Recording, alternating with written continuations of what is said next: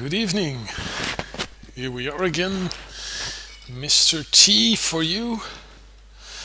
And I just realized I forgot my drink. Give me a short moment. I will be right back.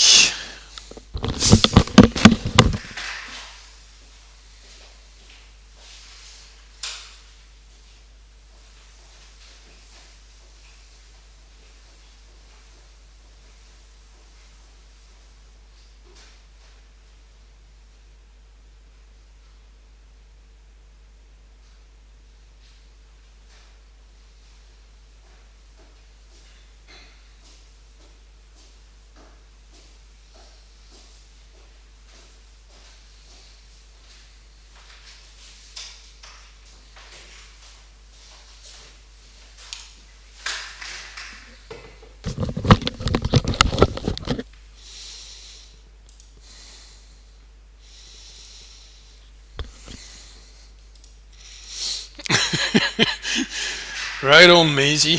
Well, it's not a beer can. It's just drinking iced tea.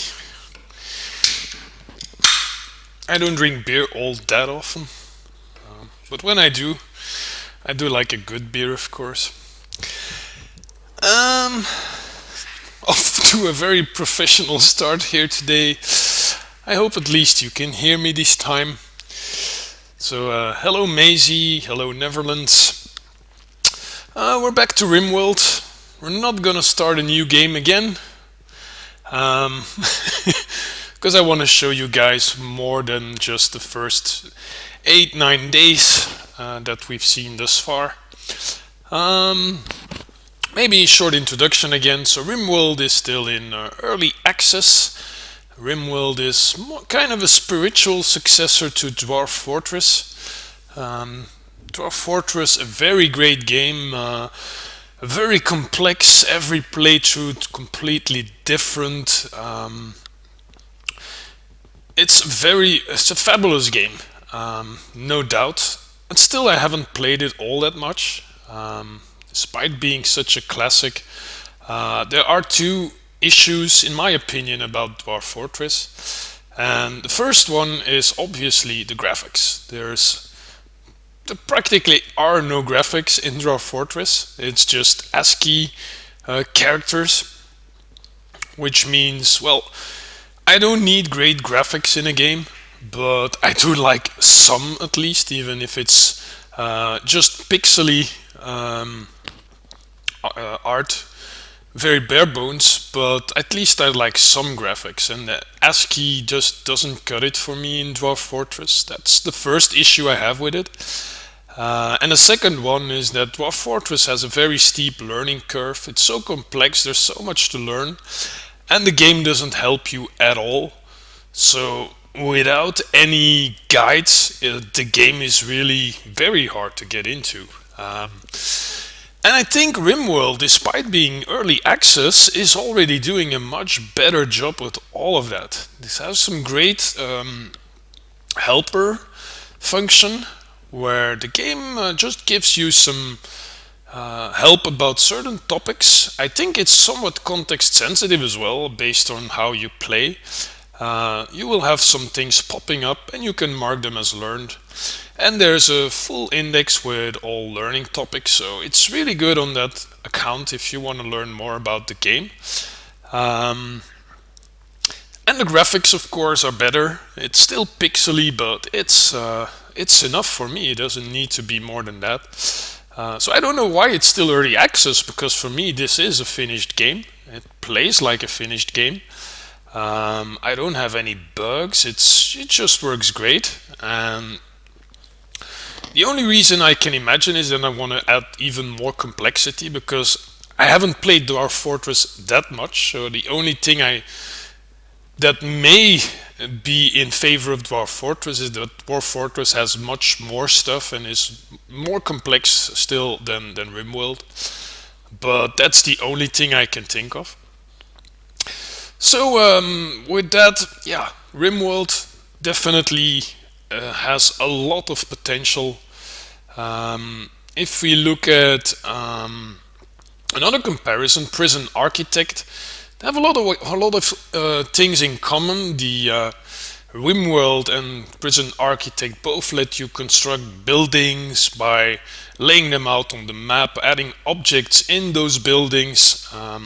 They have characters, your characters, who will behave based on a set of priorities. Only the setting, of course, is very different. Prison Architect, you control a prison, you lay out a prison, and you can control the guards and the personnel of the prison. Whereas in Rimworld, you start off a basic colony of some crash-landed survivors. But besides that, they do share a lot in terms of gameplay. And if I compare Prison Architect, which has been, if I believe, 3 years in development, is out of early access since I think last year. Well, Prison Architect is a good game, but for me the UI, comparing both, and they are very similar, Rimworld is better in terms of AI, is better in terms of tutorials, and I think also even in AI behavior and complexity.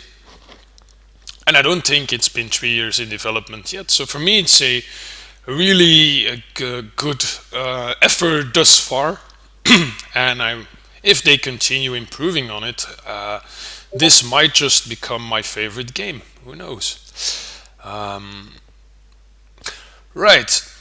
Now, what I propose, I don't want to start a new game. I do want to show you a bit more about what can happen, and how every playthrough is somewhat different. I've cleaned up some of my save files because I do like to experiment a lot. And that means that I've started quite a few games, and often after a day or 10, I'm unhappy with some of the choices I made, some of the things I did, and I start over again trying to do a better job at it. And sometimes I have a game that goes for longer. So I've cleaned up my save games, and I have 4 save games left. And what I would propose is that I quickly show you all 4 of them, and then you can choose which one you would like me to continue on the stream. I do have a preference, but let's start first with Partos. Partos is the only one where I've been going for longer, almost 30 days in. And I already have a connection. I'm definitely not going to delete this game. I am going to continue it, but not on the stream. But I have quite a big issue with that game. But this is a good example of a game that's been going for a bit longer, and what some of the issues can be, and why it is important to think ahead when you start a new game. So if you can see here, we have a mountainous map. Our area here is pretty much sealed off from all sides except this one, where we have made kind of a corridor with some sandbags here for defense. And you can see already some corpses here. I'll get to that in a moment. And we're already past spring, we're now in the summer. And we're in day 28. The good thing here, we have 4 colonists, which isn't that much, and we have 5 different animals: an Arctic wolf, 3 wild boars, and a muffalo that we can shave for wool. Looking at our resources, you can see that we're doing pretty great here. We have some plasteel, which is a very strong material, enough wood, steel, more silver than we started, lots of medical supplies, textiles to make clothes, we have lots of food, we have some blocks left, so no issues there. Another thing to show that you can see here is, instead of building out of wood, this entire base is made out of steel, marble, sandstone, so a lot more durable. If we have a fire here, it's not gonna cause as many issues. because our walls are all pretty solid. Energy, you can already see we've built plenty of batteries here, switches to turn certain parts off. We have lots of crafting stations, we have some sculptures around, we even have a large one over here. A wooden grand sculpture superior. Wow. Lots of clothes lying around, so this is pretty much a very great game. And I really enjoyed it thus far. But it has a few issues, and the first thing is that we just had a raid with 3 attackers, one of them carrying frag grenades, another one with a machine gun, and a third one with a club. And we won the battle, but unfortunately one of our colonists died, and that was our cook. And he was the lover of Bianca. So we can see Kump, that was the name of my cook. Friend and fiance died. And doctor's father. So they have some negative modifiers. That's okay, but the real issue here is that I don't have a decent cook anymore. Because he has cooking 2, and he's already our farmer. Doctor cooking 1, other beginner. Blanca or Bianca cooking 0, barely heard of it. And Nataris, she is incapable of cooking. She's even incapable of dumb labor, caring, social, scary, crafting and firefighting as well. So we have one pretty useless colonist over here who can basically just do mining and making art sculptures. So this is quite a big deal, not having a decent cook. On the other hand, we do have a lot of food, so we can go by, and we might get an extra colonist later.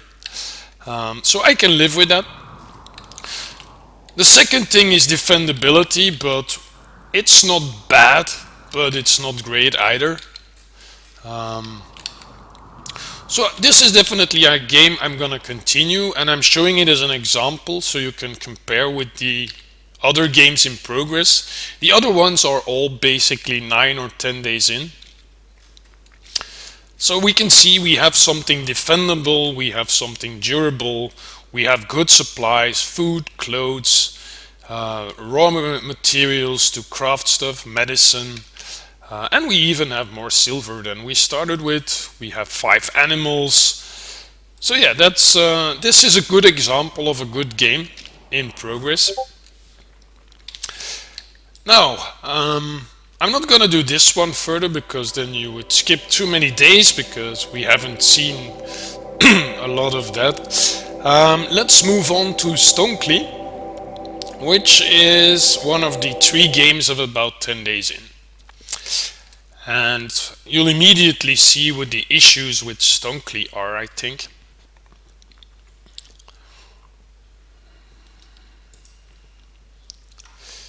Stonkley, come on.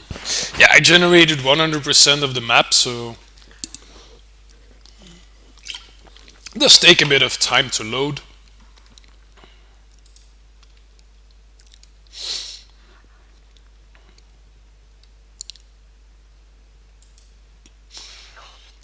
Hi Mosty, hi Gary, hi everyone who has joined in the meantime. Not sure if Twitch is always as reliable. Right, so this is Stonkley. So here you can immediately see the difference. We're only 9th day. So we've built pretty much a good base. We have a fridge, we have lots of farms, we have a crafting room, we have 6 bedrooms, we have a prisoner and 4 colonists. So this is going pretty okay. But there are a few issues. First thing, of course, but that's the same with most of these games, that the walls are all still made of wood. We do have some marble here, but that's still something we can fix. However, I'm not very happy with the layout of my base. and there are a few reasons. First of all, you can see that the bedrooms are relatively small, so that's gonna take some work to fix that. I don't like the aesthetic as well of having rooms partly with wooden floors and partly with marble. The main issue for me is defense, because even though we built some walls here to seal off the area, the only entrance is in the south. Where we are now, once they do get past the walls, they can approach from all different directions. So that's not so great. And the thing is, where are we going to expand to? Here's our farms. Are we going to head north? We might. We could continue over here, mine this away and use the marble floors, and it has some possibilities. We can fix this. And there's currently a rainy thunderstorm going on, which means there's regular lightning setting things on fire, but the rain puts it out. What is a bigger issue here as well is that we have hardly any animals near our base. You can see this is completely empty, there's no animals to hunt. And to tame. We do have a large group of buffalo over here. But they're very far away. If you want to train them, our trainer has to constantly go all the way south, try to train them, then move back. And it takes several attempts to be successful. And between attempts it takes a certain time before they can try taming it again. So that's pretty...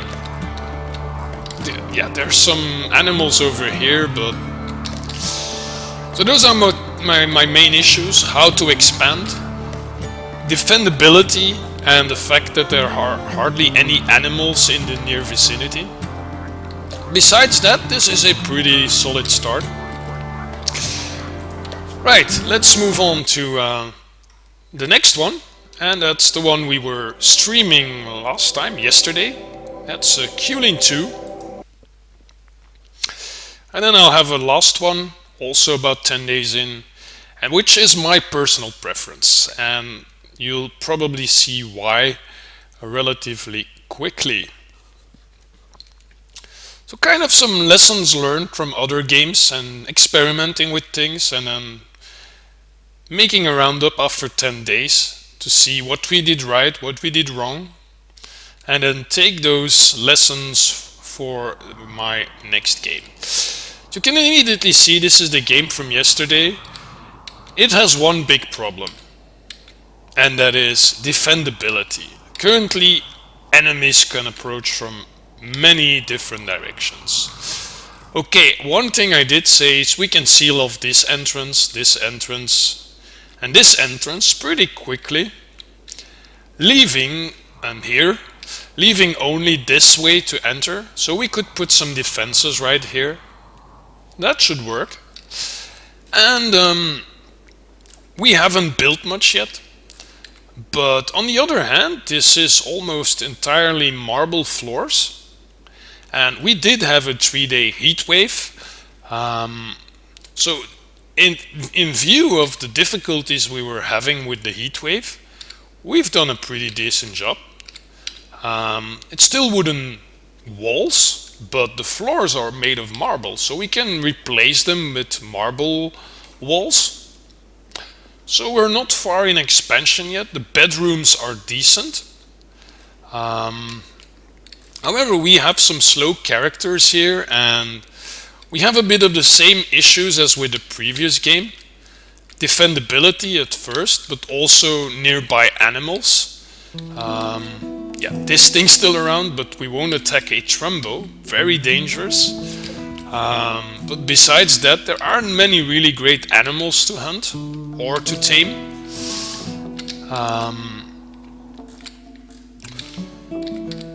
But that's about it. It's not a bad game, but out of those three, I think this is the one I prefer the least, because we're in the middle of a large open area. So in terms of defendability, this is really not a good game. Right, let's move on to the third one, and that's Welsh. And this is my preferred one, but I'll let you guys decide which one we will stream. I'm not gonna delete any of them, but I will only continue one of them on the stream. They're all about 9 days in, so the first 9 days are pretty comparable. It's just the basic starting setup, building a few bedrooms, kitchen, a fridge, and you can see in terms of defendability, this thing is a lot better. Notice that was a flash storm, and that's created lots of fires here, which will be interesting to watch. But let's first continue with the breakdown of the current game. You can already see all these are smoothed marbled floors. We already have a large area mined out with more marble floors that we are smoothing. So plenty of beauty around here, and I do like the layout. We have our dining room and fridge here in the center, the bedrooms over here, close to the farms as well, the fridge close to the farms. And we will continue with more crafting stations over here, I guess, probably some more bedrooms. In terms of layout, this looks great. And in terms of defendability, and that's a good one, where do enemies can approach? Well, we have walls here, we have a wall over there. So the only entrance into this valley is from here. Or we have put some doors here, but we've also placed a wooden deadfall trap. So my people can walk through the door, but enemies might, and I hope they will try to walk through here because there's nothing blocking them, and they will walk into the trap. Same thing on the other side. Here's a small passage, so you don't have to go all the way around. So if someone's coming from here, from this northeastern area, or even from the southeast, raiders, they come through here. They cannot go past the door, and I hope they will run into the trap. That's the basic plan, and I think that will work pretty well. Even more, against this fire is not a big deal, because I've been foreseeing this, and I've already laid some concrete here in advance. So our base is totally safe from fire. These trees might get destroyed in our tree farm, but no way the fire is gonna reach our camp. And same here with the water and the mud. Fire's not gonna pass through water, of course, so that should be pretty safe. Only issue in defendability is right here, the shallow water. People can walk through shallow water, so a raider might come through here. Their movement is slowed, but they can get past, and then they will approach from the entirely different direction, and then we might have an issue. But besides that, I think this game in defendability is great. Durability as well. People are happy. Yeah, this is my preference, and a game I definitely would like to continue and see how long I can keep going. What the fire can destroy though is my wooden walls here. The wooden walls and the wooden door quite logically have a flammability of 100%. So if the fire gets to them, they will certainly burn up. Same here. Here the sandbags and the sandstone walls, they don't burn. So that's safe. My base is safe. I may just have to build some new walls here. That's okay. One thing again though is the vicinity of animals. Don't have many animals around. Seems to be a common thread in my latest games. But I do like the layout of this base. So, that's it. The 3 games, guys. And I'll let you have your say. Which game do you prefer? Shall we continue with yesterday's game of Kulin 2, where we are in the middle of a large open area? Shall we continue with Stonkley, where we are in a better position, but where our bedrooms are too small and, yeah, in terms of defendability, not that great either? Or should we continue with this last one, Welsh, with a good layout and a good defendable position? Choice is up to you guys.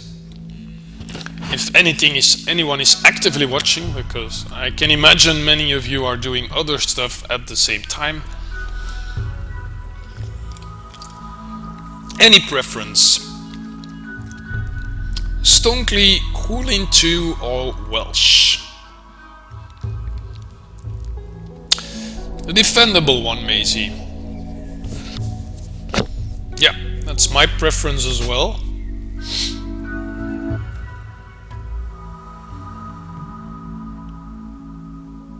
Yeah, there's not a large difference between them, but thus far the games have gone pretty similar. One had a heat wave, another had an eclipse. Each had their own events, but yes, but when you saw the game where I was 30 days in, I hadn't expanded that much. The base was more durable in terms of materials, and that was also a lot because I had some natural buildings on the map. Make more than one base. Yes, you can. Yes, you can. But I'm not sure if that's a good idea. Maybe later on if you grow. I have never traveled to a different tile on the map, but you should be able to travel. You can make a colonist party, a caravan, to travel and to trade and stuff. I'm not sure if you can actually build a base on another tile.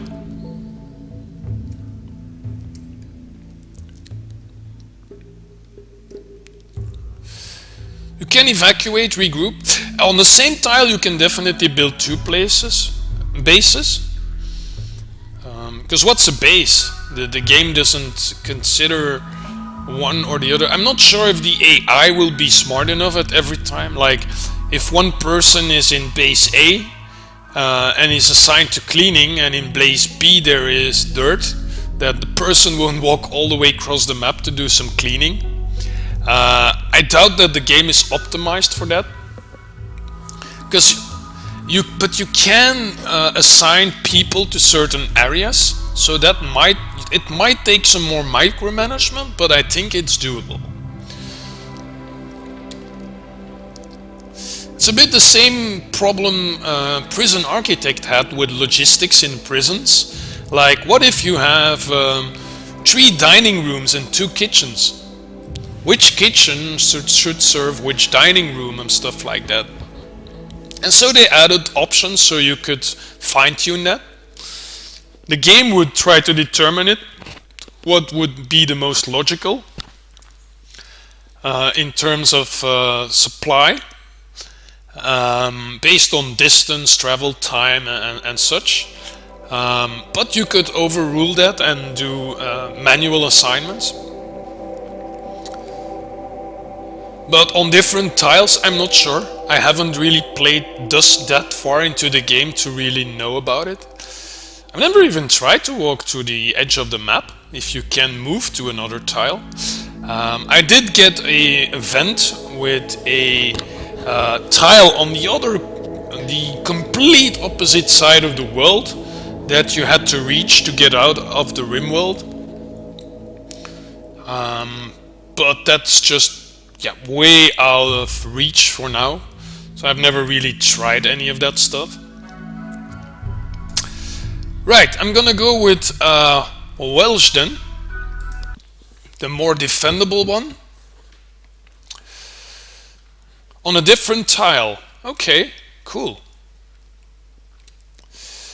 Although I can imagine if you make multiple, it would become a nightmare to track everything because you can't monitor every tile at the same time.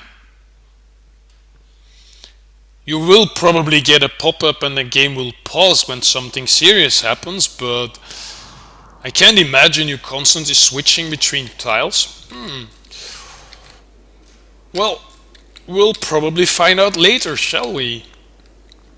Right, let me introduce our characters. So we have Stone, is an engineer, 57 old. He's friends and acquaintances with the others. He's carrying a pistol. And he is really good at construction. 14 already. Yeah, he already improved because it was 12, I believe, when I started the game. So he's now at level 14. He's a strong master of construction. He's also very good at crafting, and he has a passion about it. That's excellent. And he can do research, medicine, animals, shooting. He's a good shooter. He's a fast walker, and he is iron-willed, so his mental break threshold is very low. He can take a lot before he will break. And fast walker, yeah, he moves fast, and he's got nothing he's incapable of. So this is a very great character. However, he does have a bad back, which means his movement is decreased by 30% and manipulation by 10%. And he's got a stab scar on his right foot, which gives him 4% of pain, which has an impact on his mood.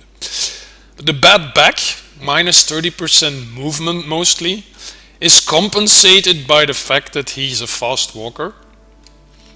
So he's a fast walker, but he walks slower because of his bad back.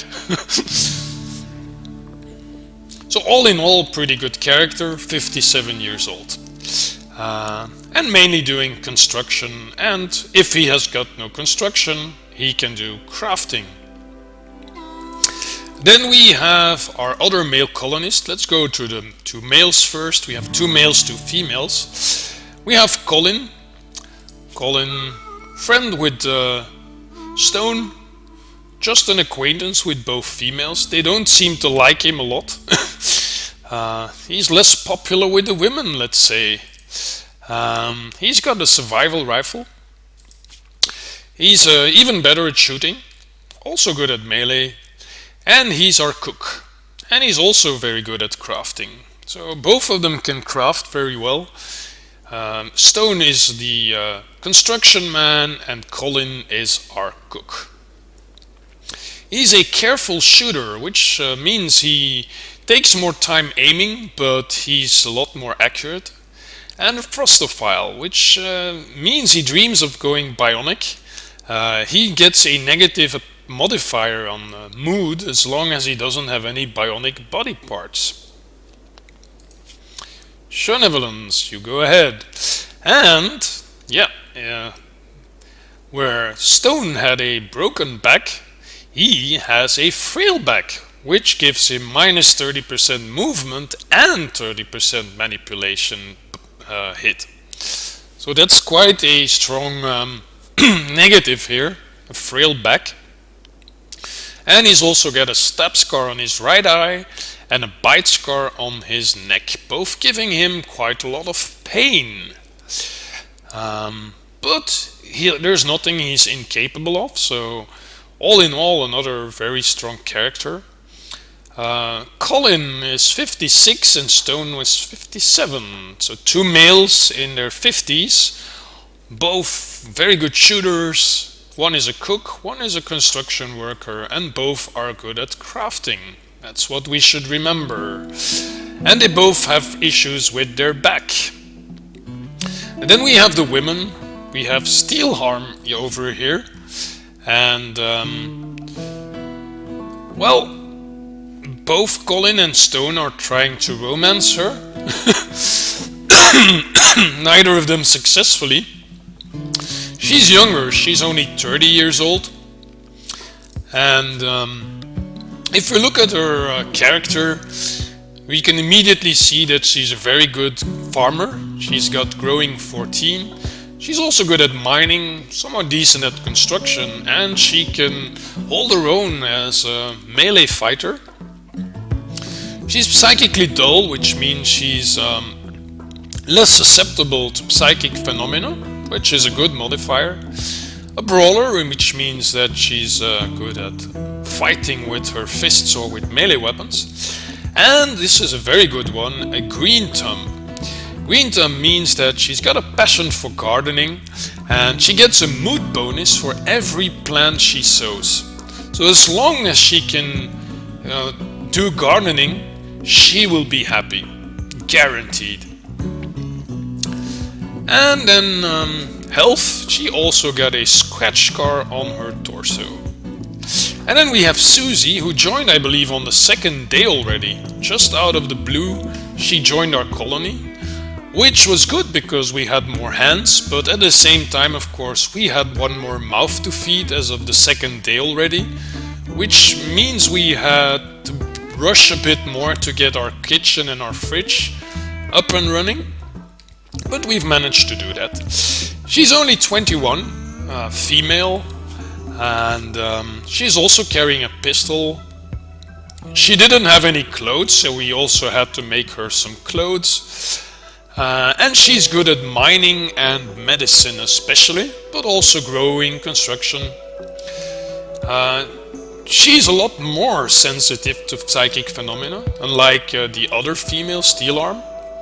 She's a masochist and she's very neurotic, incapable of crafting and intellectual. Not a big deal. So we have a good team here. Looking at supplies, we have some fine meals here. We have hardly any meat left. We still have rice and berries. We have some clothes here, medicine.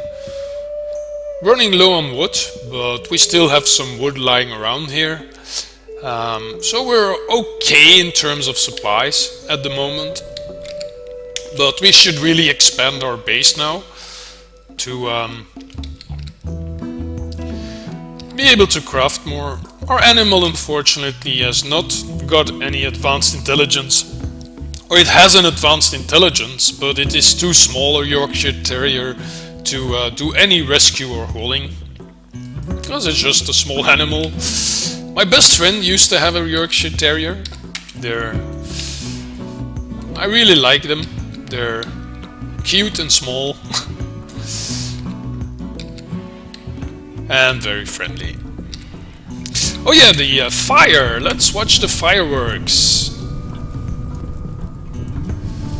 Curious how long the fire will go. If it doesn't start raining, then this entire region can go blank. All the trees, all the bushes, everything will burn. Except for the mountains, of course.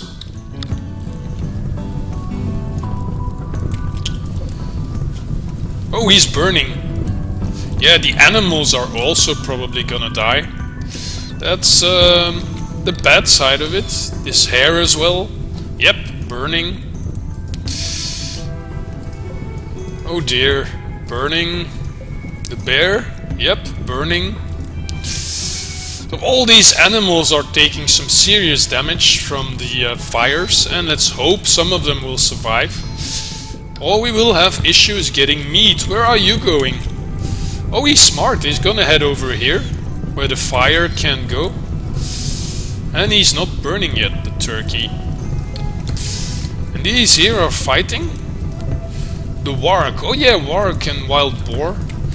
He's profiting from the fact that the boar was burning and was weakened, and he tore off his front right leg. I love the amount of detail. I'm not sure if I can save the Maisie. Let's say I select someone. I can do 2 actions on an animal. I can... Huh? Why can't I?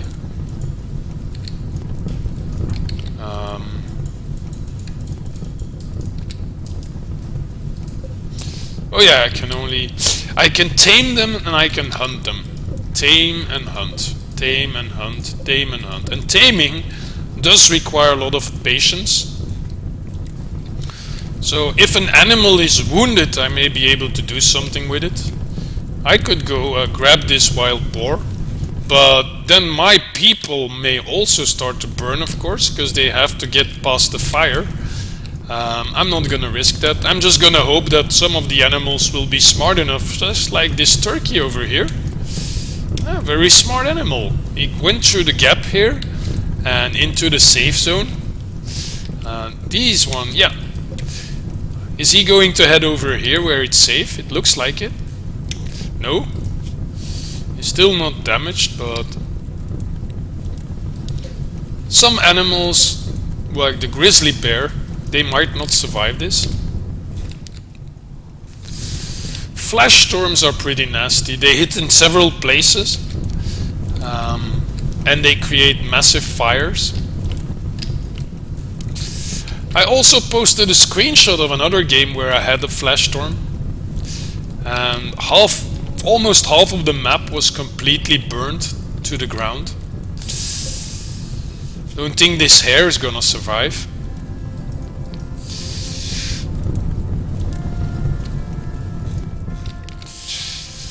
And the fire keeps going, and as long as there are trees or bushes, the fire is not gonna stop. And so we can expect this entire area to go down unless it starts raining. I think that's the only possibility.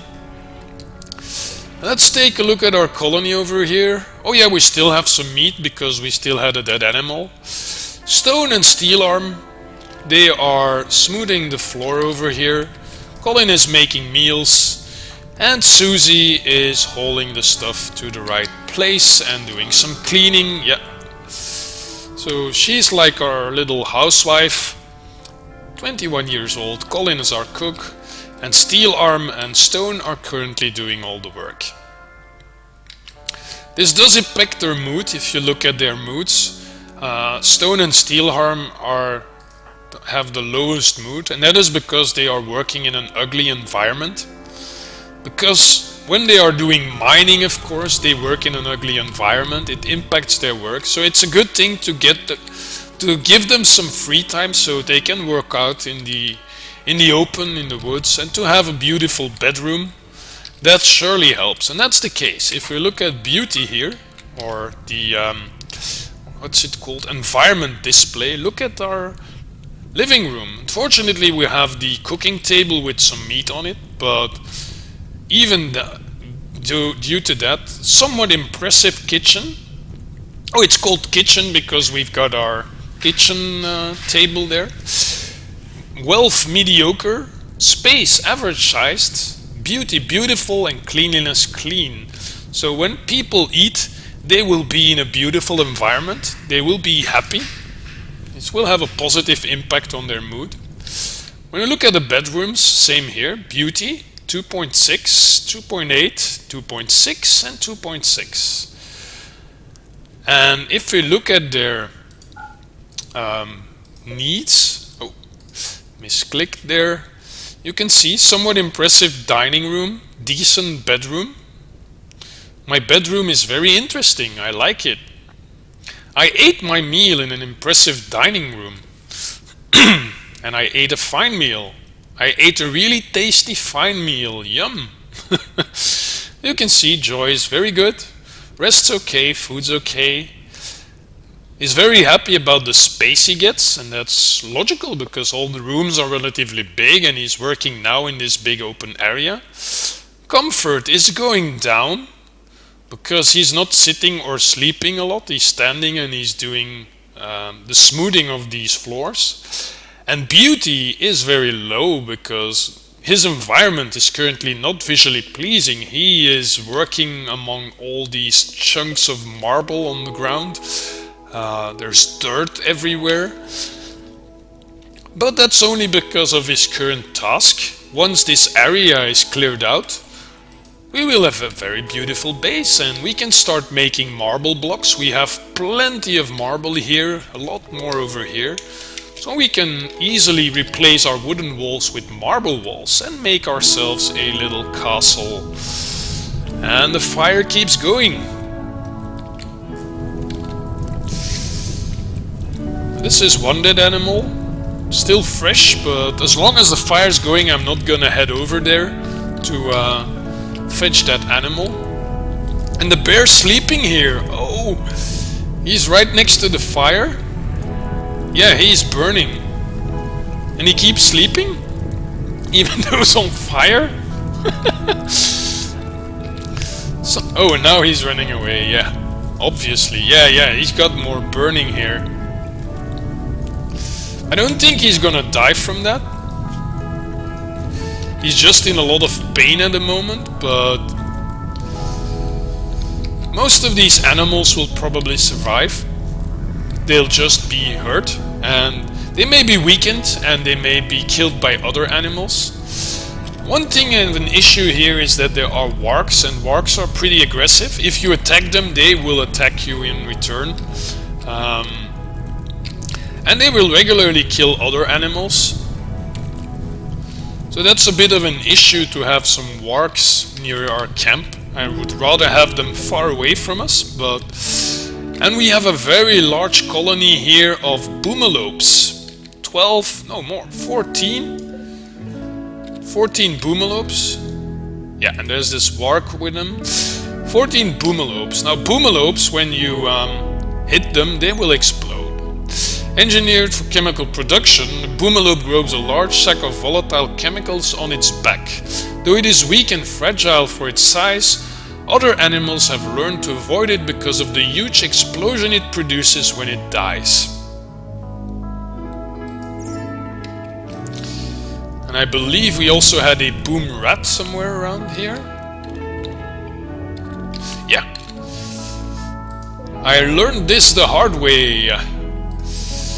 Either by deliberately genetic weaponization or an unusual defense mechanism, these rodent-like creatures create a powerful fire-starting explosion when killed. They don't just explode, they will actually start a fire as well. And if you look at this, the amount of detail here is immense. You can see their movement speed, their maximum comfortable temperature, minimum comfortable temperature, immunity gain speed, animal filth rate, the body size, carrying capacity, their diet, amount of leather, life expectancy, market value, mass, meat amount, minimum handling skill required to tame them, their level of intelligence that you can train them on, their wildness, their melee damage per second, their current health, like pain, consciousness, sight, hearing, moving, manipulation, eating, breathing, blood filtration, blood pumping, and metabolism.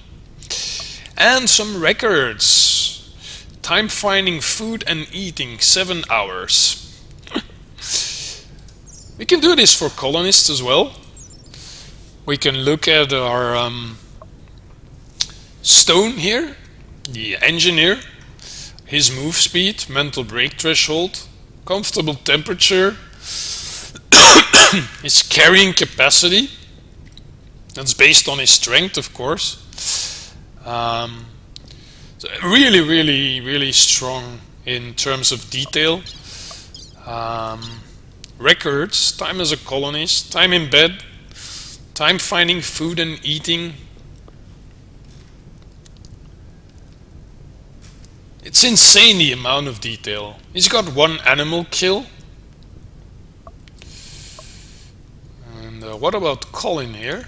Is Colin the one who killed the bad guys then? Or haven't we... Yeah, we've been raided twice. Oh, here. Killed 1 human and 4 animals. 3 enemies downed.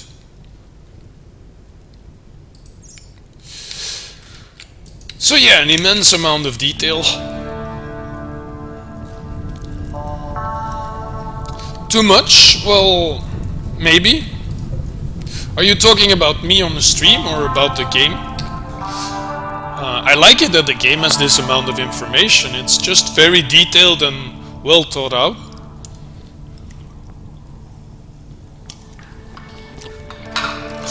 It's not redundant information, that's why it's a good thing to have. And it's quite different from Prison Architect in that respect. In that this game is totally transparent. There are no hidden statistics. You can actually look at all the stats in the game.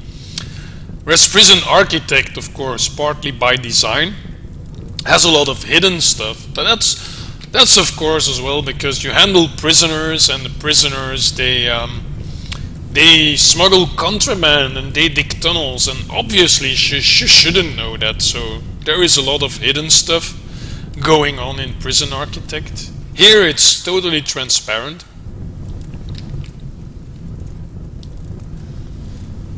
The game stats? Well, it can be an interesting read, and if you've played the game for like hundreds of days, you might be interested to take a look at the stats just because you like looking at stats. I think it's a good thing to have. If you don't like to read it, you don't have to. And some people do like to read it.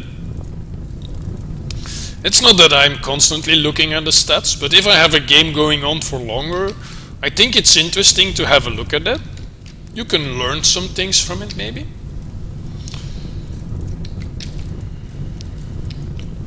In terms of AI, I do think this game does a very good job.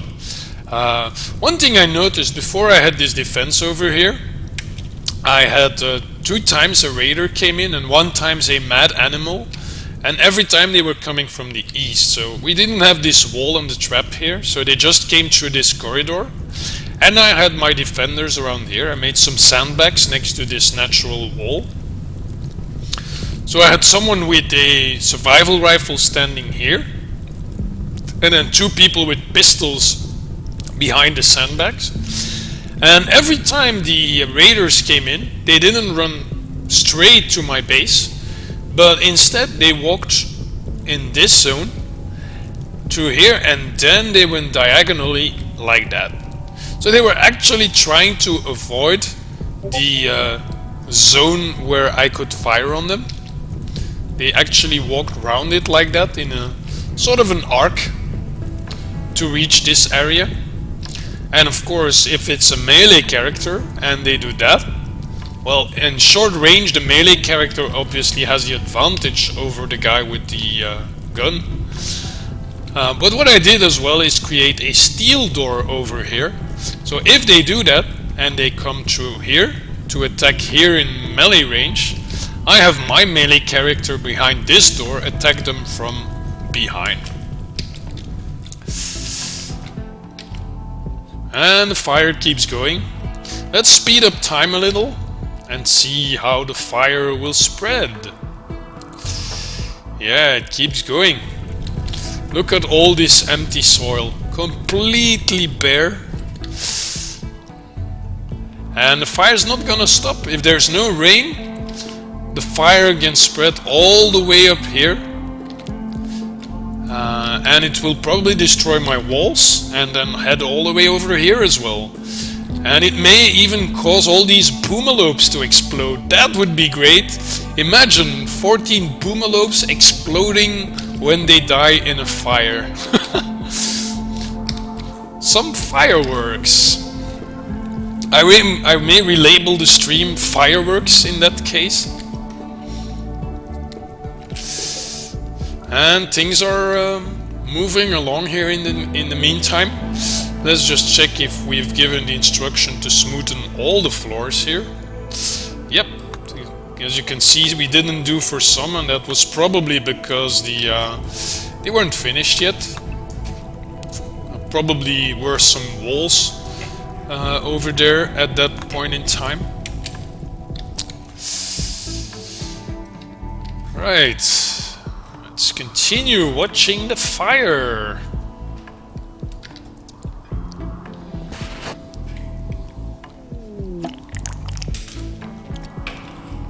Breakdown.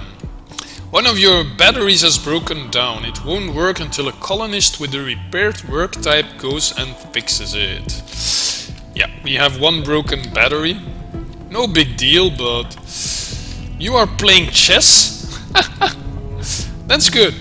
I've read somewhere that people's joy will increase faster if they do activities. Yeah, here, note that repeating the same kind of activity makes it less effective in gaining joy. So it's a good thing that I have both this horseshoe pin to play with horseshoes and the chess table, because that's more, that's two different types of joy.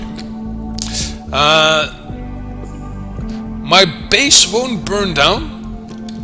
Yeah, I was foreseeing in this one. I've placed, well before the fire had started, I had already placed some concrete here. I had laid down some concrete where there was previously bushes and trees. And just because this is all marble and concrete, this is pretty safe. It's like 6 tiles wide. The fire will never get past this area.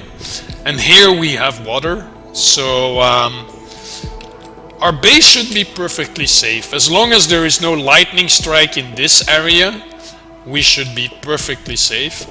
The only thing that might go down is our wooden walls here. Oh, it's raining. I was just about to say our wooden walls here might go down, but they ultimately don't, because it just started raining and all the fires are going out. And so the animals will survive. I don't think any animal died in the... Let's just go ahead and grab this wild boar here, the dead wild boar. Apparently the grizzly bear killed it but didn't eat it, or maybe not entirely. Missing body parts 30%. Yeah, left leg has been, front and rear left leg has been bitten off. And the front right leg has been torn off. So, and it was not the bear, it was the warg. So apparently the wargs like to eat their legs. Let's just watch if all the fire goes out before the rain stops. I think so, but well, that's good. Even the berries are burning. Or were burning. We still have a lot of food out in the open, yeah. Deteriorating because unroofed.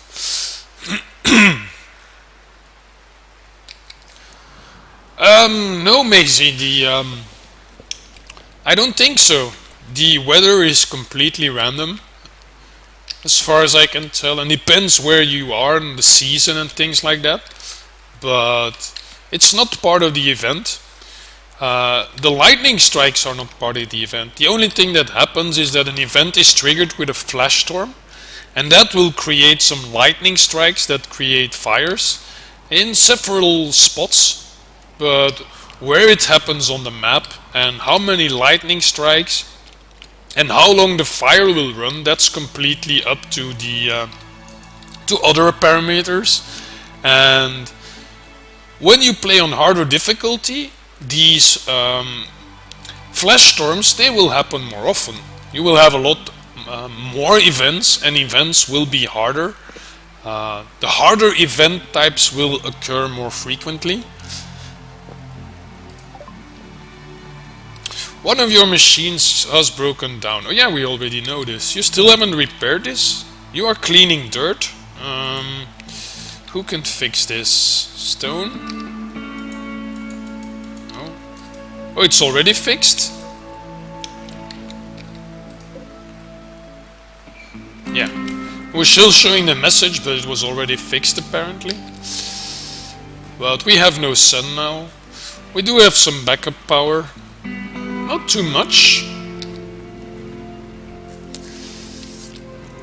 Well, the place is beautiful, the place is clean. We've already almost finished smoothing this entire area. That's also some good news. Let's look at our zones. Home area. Yep, that looks fine. Build roof area. Also looking fine. And of course, on top of our growing fields and the solar panels, we don't want a roof. But all the rest is already roofed, I believe. Let's just double check by toggling roofs. Yeah, all the green are roofs, so everything's roofed. That's good. What I want to do now is make a separate room for butchering animals, where I also store the dead animal corpses, so they're not visible for the others. Because dead animals is not beautiful. Same with raw meat and things like that. They're all things that are less beautiful and that will change the mood. Even meals? Oh no, this is because the area is a bit dirty. Yeah, there's a bit dirt on the ground. And Susie will hopefully, yeah, she's gonna clean it. Come on, Susie, clean the place. And that's of course because our cook is constantly dragging meat from the fridge to the kitchen. And obviously that tends to create dirt on a regular basis.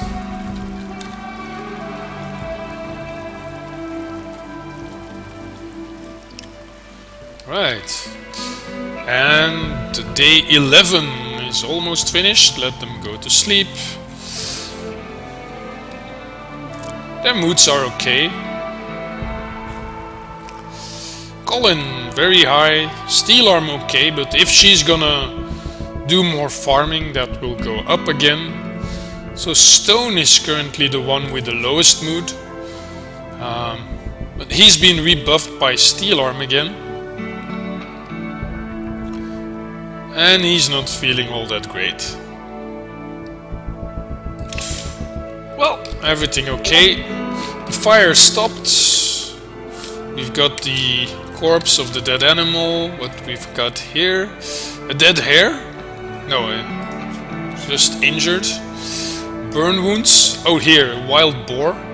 Still fresh. Well, we don't need to hunt. We can just grab the dead animals from the floor. That makes things easy. Is that it? No more dead animals.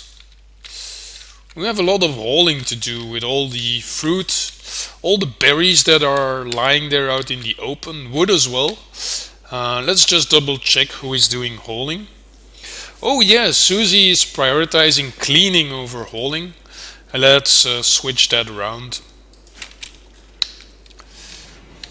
So she also carries the stuff to camp now, because there are a lot of things to be carried right now.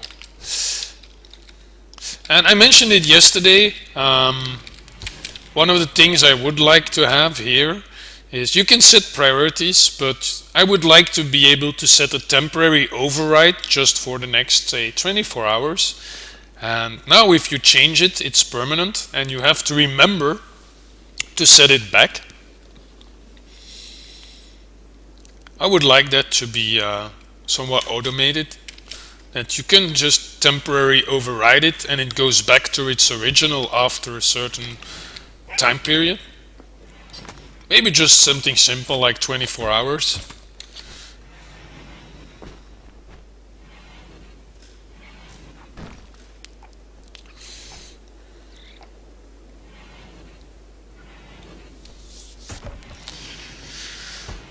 Right, what are we going to do next?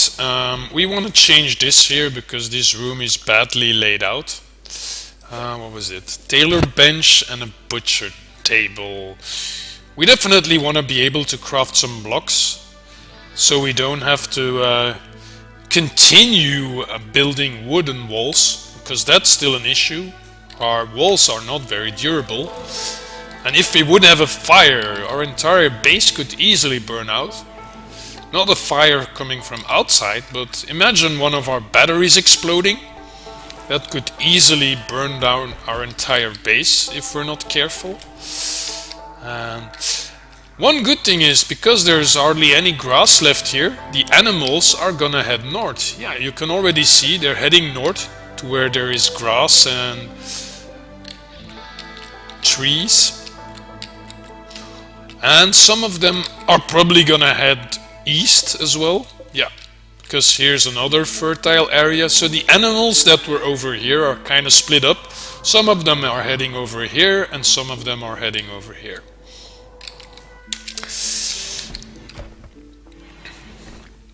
So, what's next?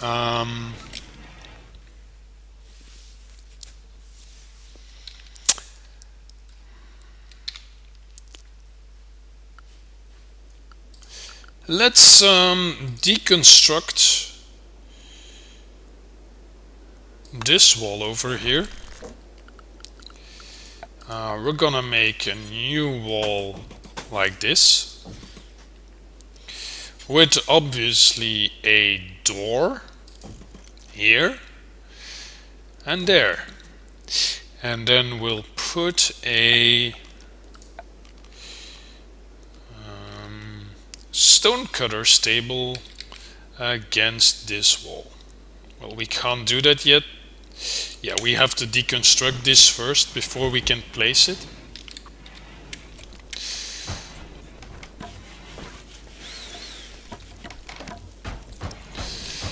Okay, thank you very much. And stonecutter stable.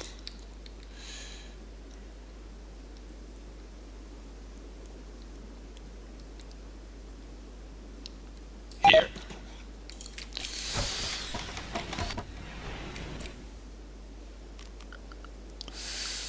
Let's just double check our roofs. Yep, still fine.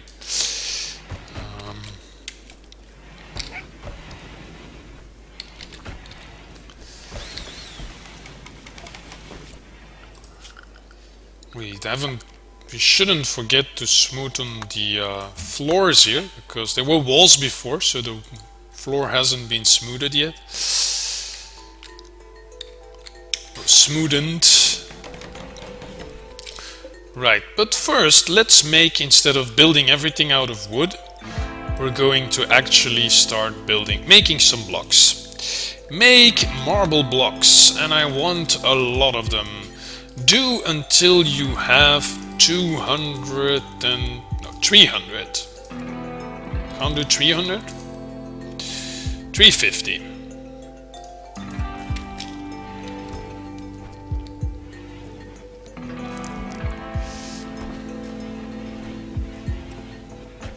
Who is our crafting person? Stone and Colin. But Colin's cooking, so stone. So if he has no construction, he will start crafting. Hi Gary, looks like a star. Face. I'm not sure, Maisie. Face is not three letters, but 4. Looks like a. Well, I haven't watched the picture because I'm actually playing a game, you know. But looks like a face. Face! Wait, is that the guy from the A-team? I'm getting in a plane, man. And now Stone is building some marble blocks.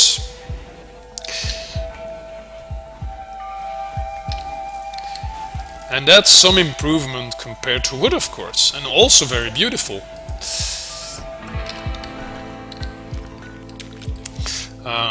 Let's just, for easy reference, remove this wall, mine this as well.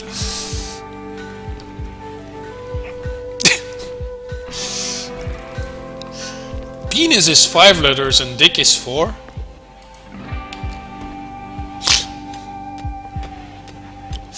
Oh, you meant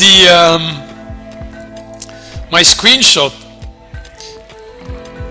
Is that the screenshot from my previous fire, Maisie, that you just posted?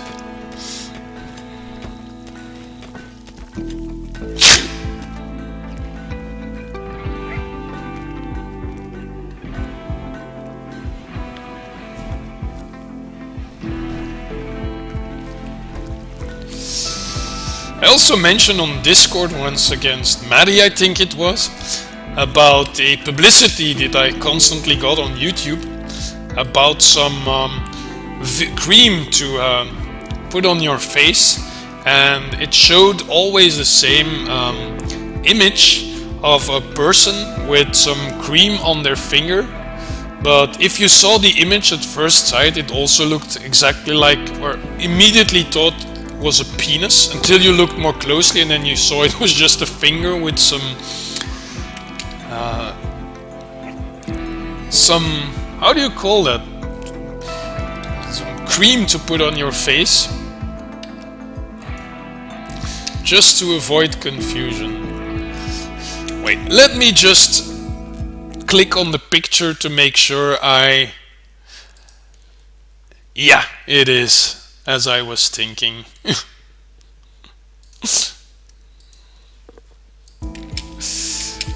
Well, Gary, good, very attentionate of you to notice that. We hadn't. Everyone notices it.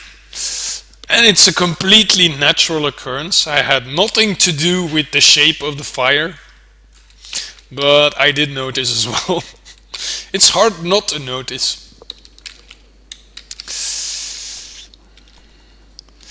Right, so now we have marble blocks, and we're gonna start making some more decent rooms. Smoothen this floor as well while we're at it. Right, how are we doing? We have we have now 12 fine meals. That's already an improvement. Still have lots of berries.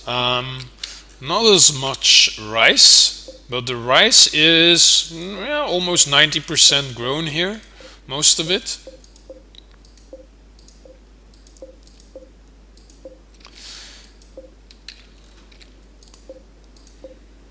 The cotton 70% to make more clothes, that's also a good thing.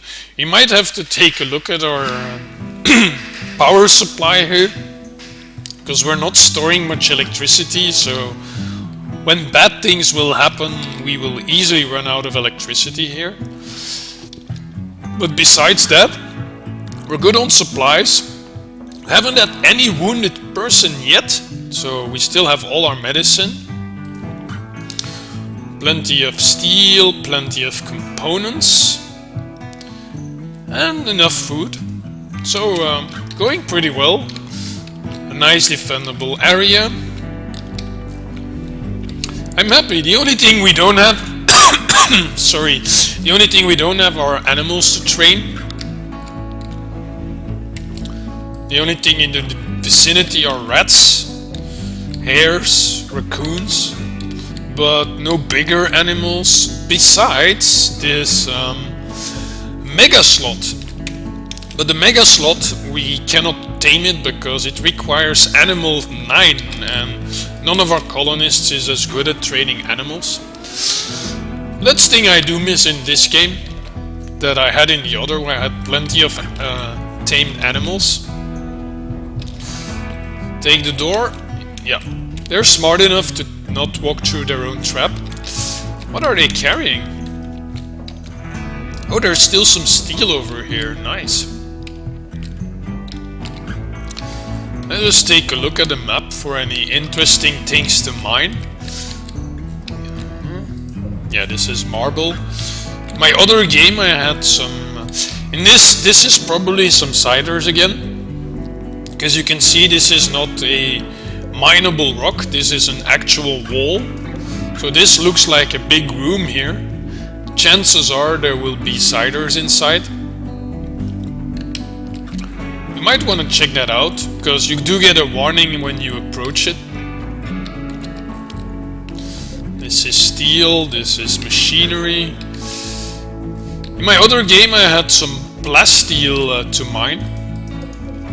That was great, but it doesn't look like we have any visible. There might be, of course, on the inside. There might even be gold somewhere inside here. But obviously we can only see the outside. So we wouldn't know until we start mining into that rock.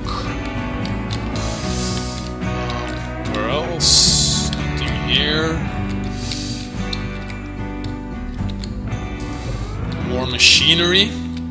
Yep. Compacted steel again. More steel. We have enough steel, that's a good thing, because that's something you can run out of. Steel and machinery. And here we have a few graves as well. Two raiders we had, Tony Surgeon and Paolo Dude. We have one empty grave left. Oh yeah, we have a lot of steel over here. Nice. Really nearby. I do like the layout of the base, because the distances they have to travel are always pretty short, and still the whole area is very spacious. So they're not cramped into small areas, and still the distances are all pretty short. That's a good thing. Let's start laying out the rest of our base now. So instead of wood, we're now going to choose marble blocks. And they don't show up in our inventory because they're not in the storage area. Have we expanded that storage area actually? No, regular. Let's check the size here. Oh yeah, our storage area is full. That's the reason why they're not carrying the stuff. Damn it. Let's expand that straight away. That should be better. This we will move. For now, let's get this out of sight. So the stockpile zone for corpses. Well, we don't have any corpses anyway at this point in time, so we will immediately build this when we have our butcher room. But first we will build more marble walls.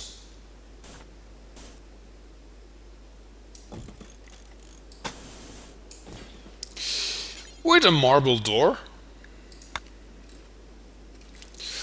Over here.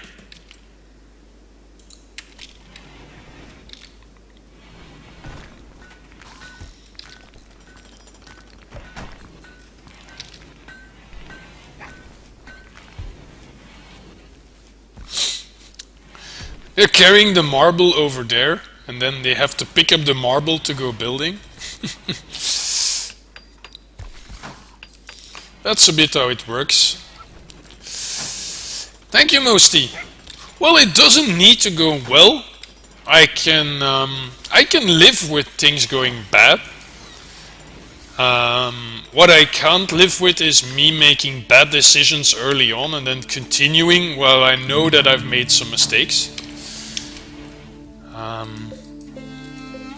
But if things start go wrong because people die and I don't have a cook, well, that can happen, and I live with the consequences. I'm not someone who reloads and stuff like that.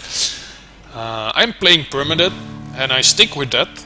We take what comes, and sometimes failure is a lot more fun and provides more interesting stories and experiences.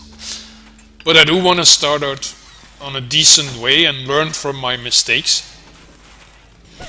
And that means that I sometimes restart. Oh, the warg just killed a hare and just ate it completely. As long as it doesn't eat my Yorkshire Terrier, or otherwise I will be very angry. I wish I could tame this mega slot though. Looks like a gigantic beast. Right, room's finished. Now, about layouts. What do I want to do? One thing I do hate is that you cannot move these crafting benches. You can't say reinstall at a different location. You can do that with a bed, you can do that with a chair, you can do that with a lamp. Reinstall at. But you cannot do that with a stonecutter's table, which I find a bit silly, because surely you should be able to pick up the table with 4 people and move it to the next room. But no, apparently it's stuck in place and impossible to ever move it. On the other hand, if you deconstruct it, you should get back part of its resources. So you don't get all the resources back. That's a shame. But okay, we can live with that. Now, about layout. Do I want to keep this bedroom here? Or do I want my kitchen and butcher room over here? I think I do, close to the fridge. So, what I will do, we already have a butcher table over here, so let's keep this as the butcher room. Although this passage will go through here.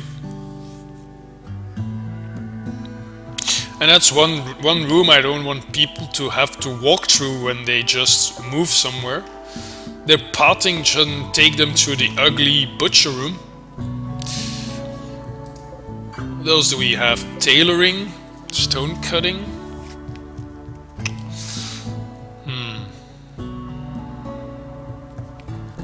Might as well make a door so they walk through here, but now I'm gonna remove the butcher table, make this the butcher room, but first let's finish a new bedroom then fully in marble. 1, 2, 3, 4. 1, 2, 3, 4. 4 by 5. I think that's spacious enough. Doing more than 4 by 5 seems a bit overkill for a simple bedroom.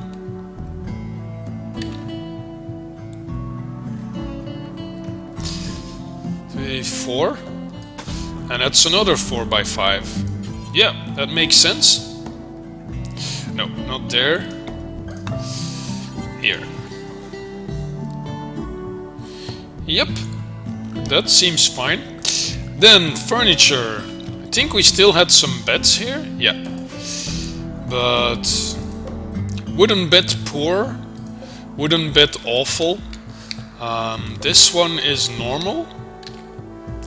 Of course, if we make a new bed, it may be something like superior. So I might as well let them craft some new beds. We can still use these beds later, perhaps. What does a bed take? 35 wood. We have over 600. And we're gonna replace the wooden walls by marble, so we're gonna even recover some of that wood.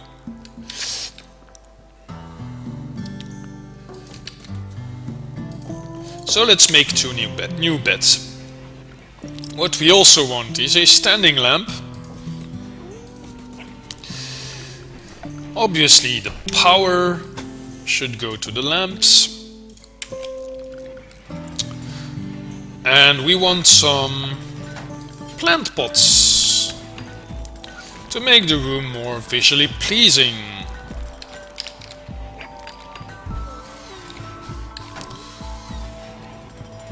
Armchair, yeah, that takes 100 cloth. We don't have cloth in excess. Let's add some stools as well in the corners. And let's keep it at that, because if we put in too much furniture, then the room will no longer be spacious. Because spacious means empty space. Oh, raid. Yep, we have a raid incoming. Let's take a look. Oh, 2 raiders. Yep. This is going up in difficulty. And the next raid will probably be the 3 that we had in the other game. So, what's he carrying? A steel spear? Oh, both are melee characters. That's good news. So, a steel spear. An awful steel spear. Hardly has any... It's just got tribal wear, so these are tribes people. They don't have any decent clothing, at least from a defense perspective. And he's got only a 3 in melee.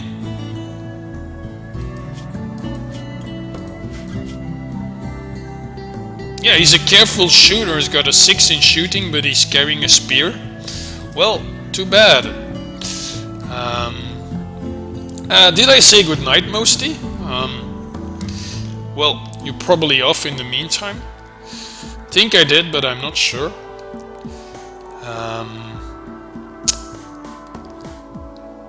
Otherwise, you will forgive my ignorance. And this guy got shooting 4, melee 0, and he's also carrying a club. So yeah, not really much of an issue. Two good shooters, both carrying melee weapons. They're gonna take some time to prepare, or are they going to run in straight away? No, they're gonna prepare, and we're gonna get a new message saying they are starting their attack. And when they do, before they get here, we should be here at our defense position, so we can just wait for that message to pop up. I just should be careful with speeding up time too much. And they will probably not attack before the next morning, so that should be fine. It's a good thing we didn't move the bed, because the room's not finished yet. And we're not gonna rush them anymore. Let them have their rest, let them have their joy. That's for the better of it. I think the base is going pretty well. All these smoothened marble floors. We're now building marble walls. So in a day or two we will have something like a full marble building, which will be very pleasing to the eye. And some separate rooms with the dirty stuff like butchering and stone cutting, so they don't constantly have to see the ugly stuff there. And that should really help with keeping our colonists' moods up, which is already the case. They're already pretty happy. It goes down where they do a lot of mining. Oh, they're attacking already. Oh my god, the message came to... The message was up here, but I didn't hear a sound, so... damn it. We're gonna be late on our defensive position. You, over there. Steel arm. Draft, over there. Colin, draft, over here. Susie, draft, over there. No, over here. Over here. Yeah. Yeah, we're gonna be late. We're never gonna make it in time. Oh, maybe. Slow down, slow down. Yep. Okay, she's in time. Okay, he's got hit once.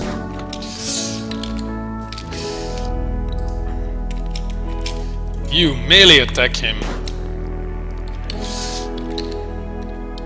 Oh, the other one's going around? Okay, that's fine. Susie, move back.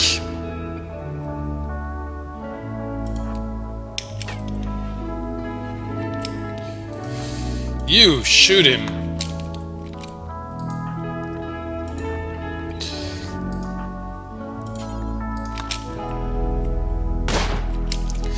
Yep, that's going fine. You move here.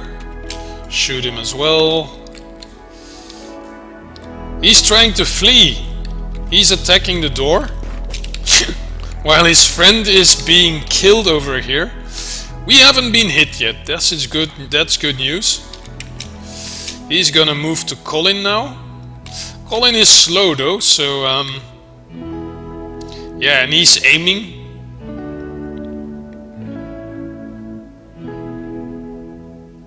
He might get hit. Yeah. And this guy's dead. Okay, that's fine. And now for the other one. He's gonna take some time to kill the door, so let's go for it. Steel arm over here. Colin, you keep your distance. And stone over there. And Susie, you will keep distance for the moment. Yeah, they saw that corpse, of course. That. Oh, he went to the trap. Yeah, he's got a stab, he's bleeding, but is in no immediate danger. Right, then all move up here. We have to chase him now. No, not through the trap. Oh yeah, the trap's down. We're not gonna be able to get him. He's gonna escape.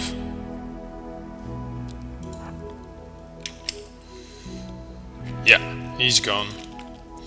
Right, in that case, undraft.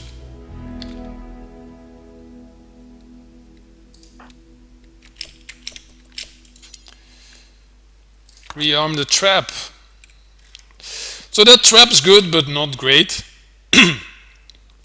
He was hurt, but not badly enough to stop his movement. But okay, we survived. Only, let's check up on Colin though. Gunshot right arm. No immediate danger. He might take some more permanent wounds that slow him down even further. That might be a bit of an issue. Oh wait, this one's not armed?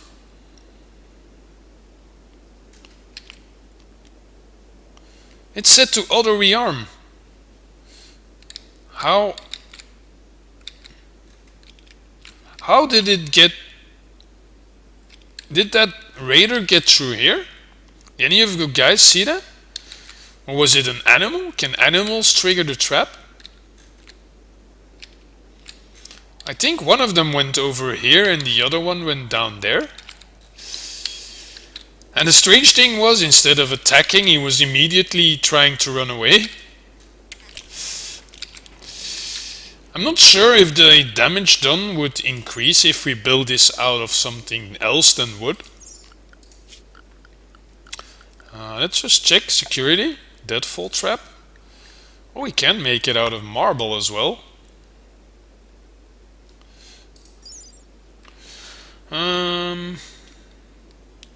Melee damage 36, max hit points 48. And if we make it out of wood, max hit points 16, melee damage 18. Okay, so I wish I had seen that before. Well, we didn't have marble blocks before to build it anyway, but if we had made this out of marble, he would have taken a lot more damage. You might want to check all the materials to see which one is the... Maybe steel is even better. Probably is, because marble is strong and beautiful to look at, but steel's probably stronger, so... Well, not sure. Good question. What would hurt the most, a steel trap or a marble trap? Let me have your opinions on the chat, folks. What do you prefer, walking into a steel trap or walking into a marble trap? Well, neither of them, but that's not an option.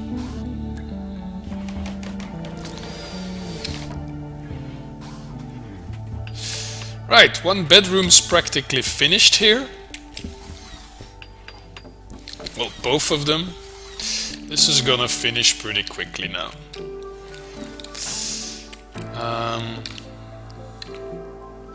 Let's make this...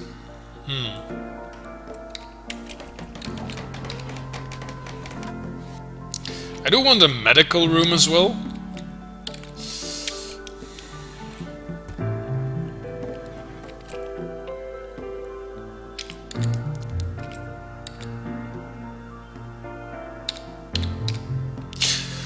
What I'm gonna do is install...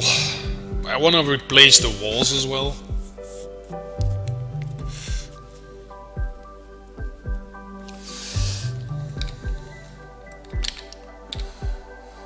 I'm gonna make this... what is the... oh, superior, okay. So this will now be Susie's room. This will be the medical room. And I'm going to deconstruct the walls over here. Because this will be too cramped.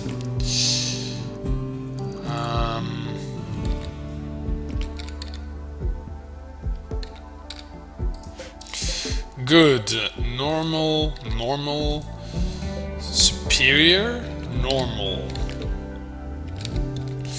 Okay, uninstall this.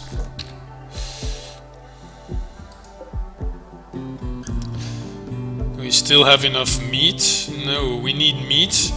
So deconstructing the butcher table right now is probably a bad idea. Although we can make fine meals with just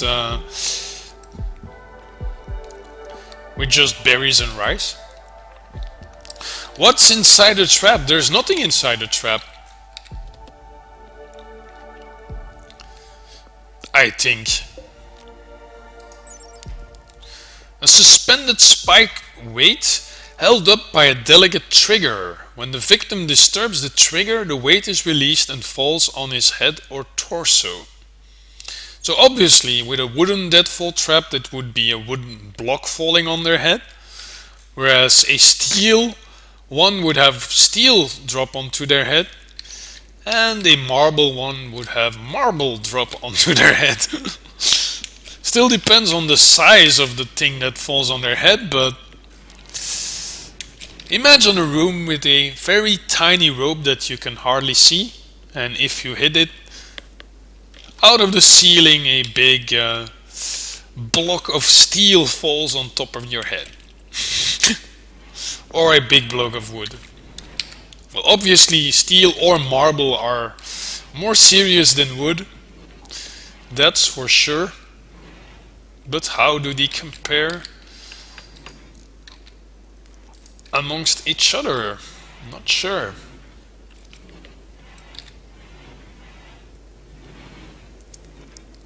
I think marble is... Yeah, I'm not sure. I'm not gonna say anything by fear of saying something really stupid.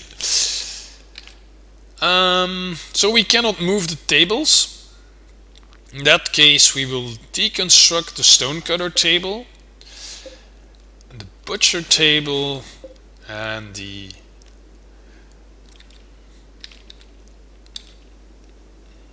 electric tailor bunch. Yeah, we're gonna redo this entire area.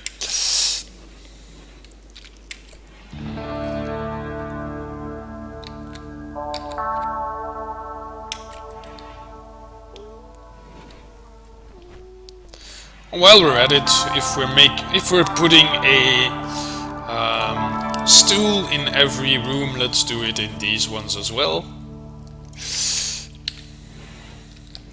Speed up the game a little. Going well. Day 14.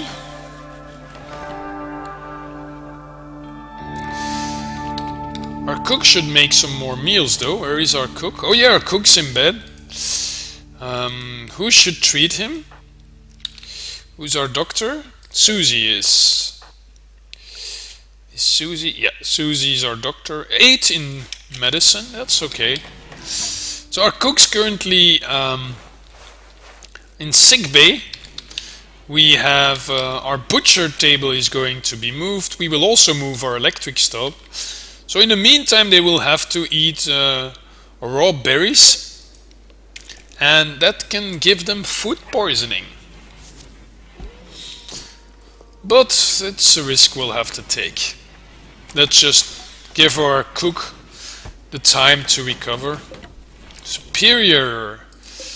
Good. Yeah, our craftsman is really good, making good quality and superior quality furniture. Combined with the marble building, smooth marble floors, marble walls, superior bed. She's definitely gonna like her bedroom. Slightly impoverished,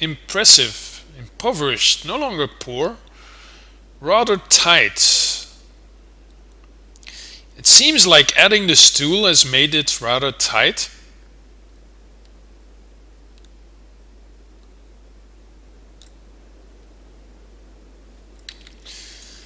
So the thing is, does it improve the room or not? Yes, good night Netherlands. Thanks you dropped by. I realize I'm going slow at times, but I do like to take in all the details because the game is so great at all of it. And I don't like to rush a game like this. And some people will find it boring and slow, and others might appreciate it. Oh, our cook's recovered? No. Okay, but his wounds are treated. There's no danger, but he should probably still take some rest. Normal, superior, normal, good.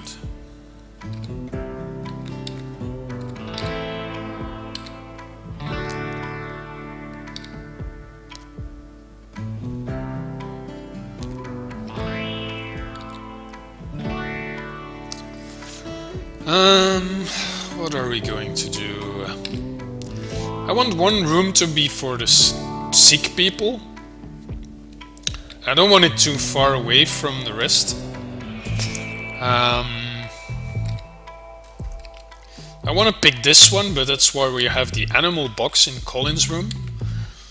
What we could do is reinstall that here. Yeah, we're gonna do it like this and assign this bed to Colin. And then this will become the medical room.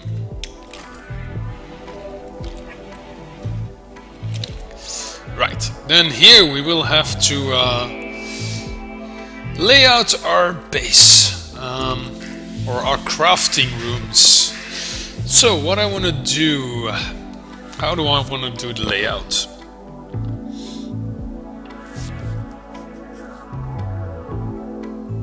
Night Gary!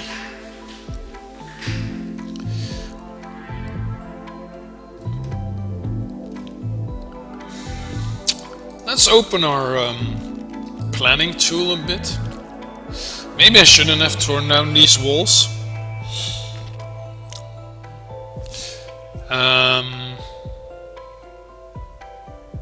I want a passage in here, but that would be rather cramped.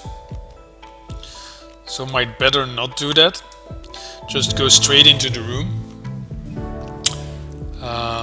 Oh yeah, but they were wooden walls. I wanted to replace them because they were wooden walls. So what I want to do is replace them with marble walls. Something like this.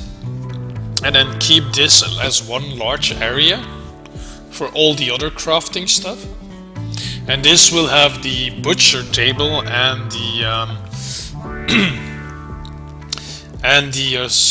stonecutter's table, because those are the two dirtiest ones. But I'm not sure stonecutter's table, probably closer to all these stone chunks. Maybe just this for the butcher table? Yeah, let's give them some breathing space. So, butcher table over here.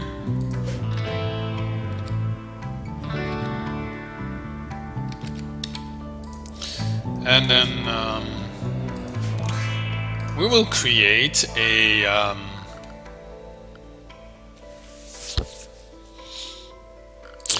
stockpile zone over here where they can put not rotten food, but just animal corpses. Nothing human-like, no human corpses. And then here our butcher table, right next to that. And then the butcher will drop the meat in the fridge will get picked up and we'll go to the kitchen. Oh yeah, the kitchen. Kitchen should be somewhere around here as well.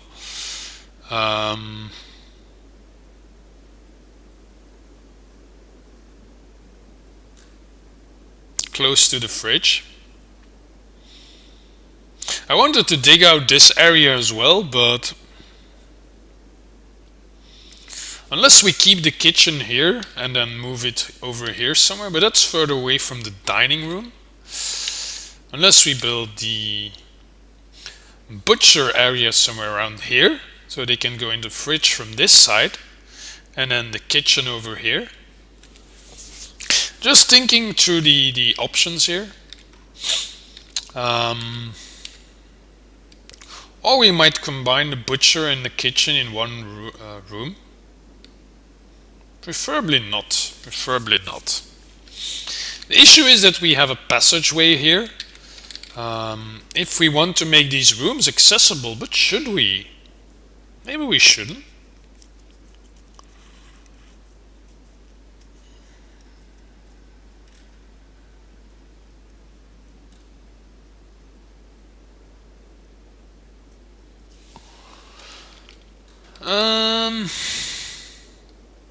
Yeah. If we make it one smaller, we could put more rooms in here as well, but we don't really need any.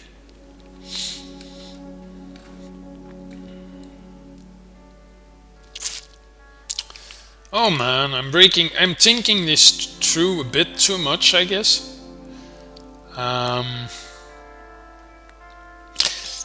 I definitely would like both the butcher table, the butcher room and the kitchen close to the fridge.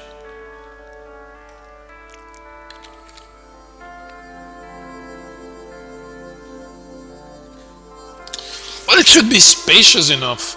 It should be spacious enough or they will not be happy, because if you look at their needs, well, they have beauty, comfort and space.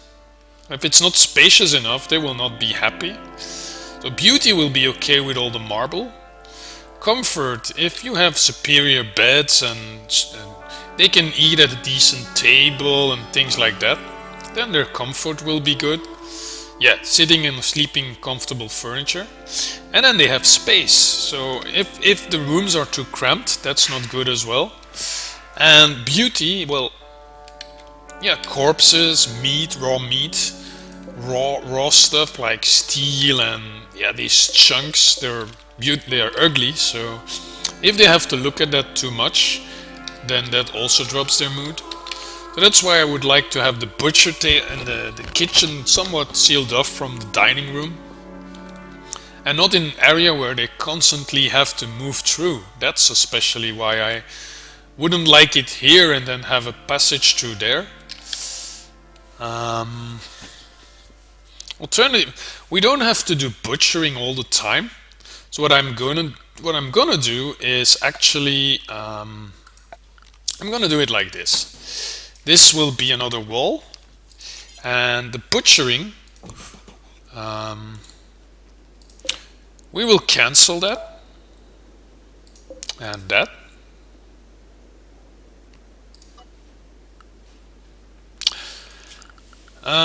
Let's put our stockpile zone for dead corpses over here.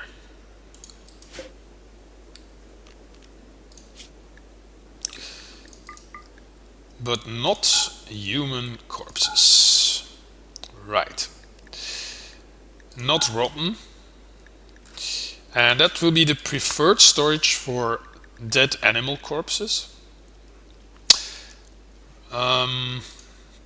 Wait, I was too fast. Let's cancel this. Okay.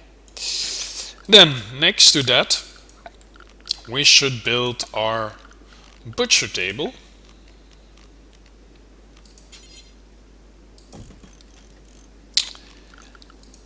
And then the wall. Okay, this spot will make it a bit more pleasing to look at everything. And we also need a lamp. We'll have to install a new one. Like this. Relatively cramped, but this is more open, of course.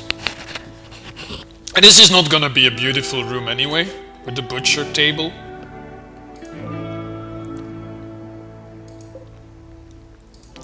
Then the door over here, and this will be our kitchen.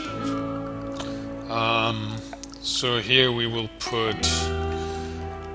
no, we will move. No, we cannot move. We will build a new electrical stove. Electric stove. Over here.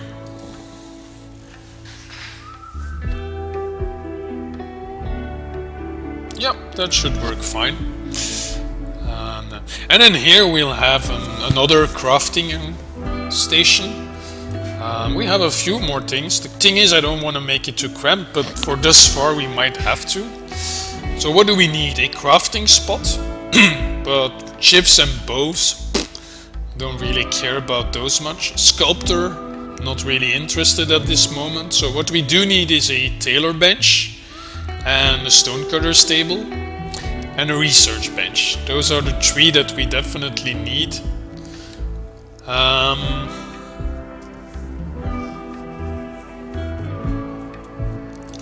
So let's put the research bench. The stonecutter's table is ugly as well, so that was my other issue.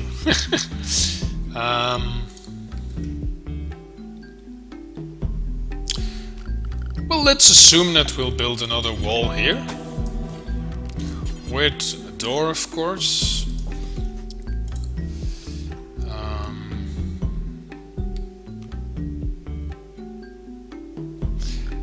And then we'll put our stonecutter's table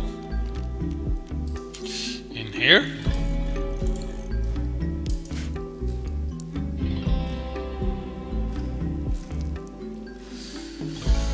Right, we're getting somewhere. And then the electric tailor bench in here. This will have to be reinstalled. Put it here. And we'll need another lamp over here somewhere. Yeah, like this. A plant pot in the corners over here. Maybe we'll make a little... Yeah, I'm gonna create another stockpile here for chunks. And I'll make this the preferred one, whereas this one is priority normal. So as soon as there is room in this one, they should move chunks over here. So whoever is stonecutter will always have chunks nearby. I think that works in terms of logistics. Whereas corpses, we don't really have many corpses around, so they will automatically store them over here, because this is the only stockpile zone for corpses. Except human corpses, and for those we will have to build a few more graves. Let's just plan that before we forget.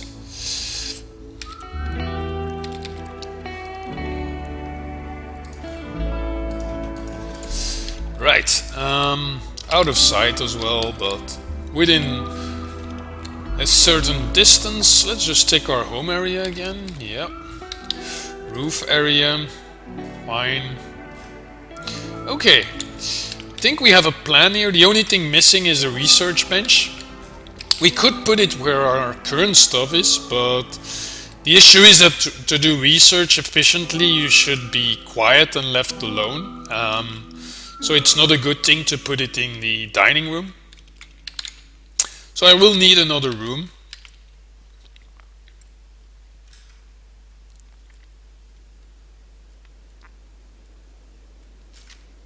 We might create one temporarily over here.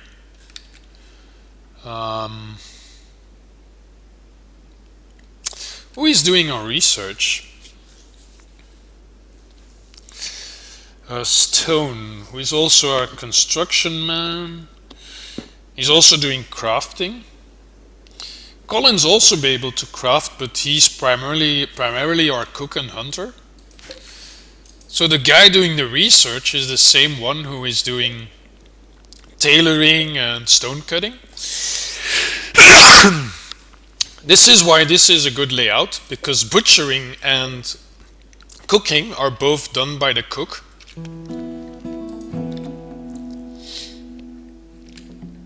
Yep, the cook does both the butchering and the cooking, and the stone cutting and tailoring is both the crafting skill. So tailoring and crafting, they're in the same group. It's the same skill. Same with smithing, by the way. I think it makes sense to keep it like this. So our research bench preferably should be in the same area as this. So let's do that last. We have enough stuff to do to not have to focus on research just yet.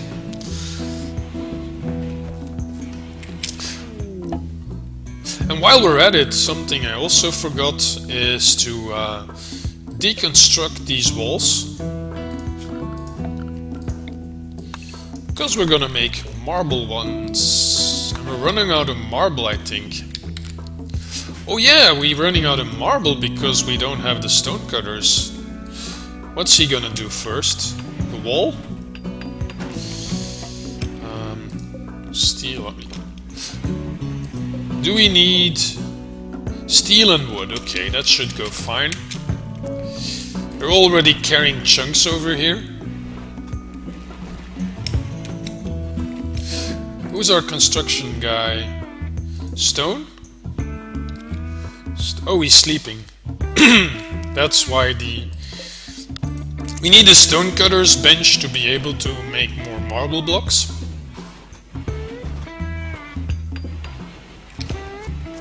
Right, the stuff here is ready. Is it powered? That's one thing I didn't check. Okay, let's make it like this. And then like this. And like this. So we won't be needing this electric stuff anymore. So let's just deconstruct this. Let's add some bills on this one. Find meals due until we have 16. That's 4 days. Yeah, should be fine.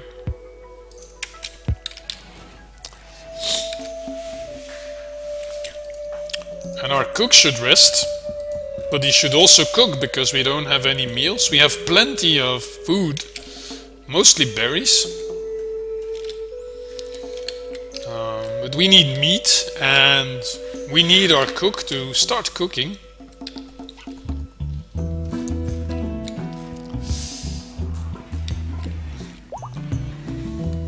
And this is gonna be all rooms of the same size, so we can easily change them around.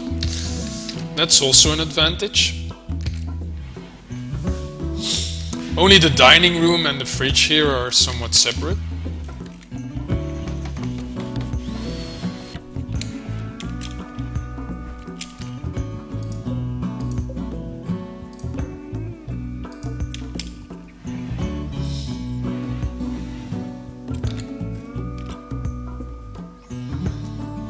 And I still have one general stockpile. I'm gonna want to split this a bit up between raw resources like steel and wood, blocks for construction, weapons, and like medical supplies. We want to have different stockpiles for each of these, close to the area where they're mostly needed. And thinking about that, once we finished making marble walls everywhere, we will need to construct mostly in this area. So we want to keep the construction materials somewhere around here. Whereas weapons, we want to have them somewhere centrally, where they're easy to reach. And clothes, we want to have them near our tailoring bench.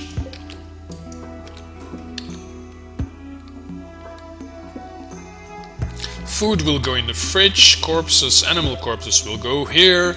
Here we will have some marble chunks, the rest will go in here. Dead humans will go into a grave.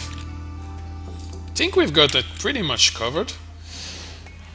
And medicine, yeah, medicine should be somewhere nearby the sick bay, of course.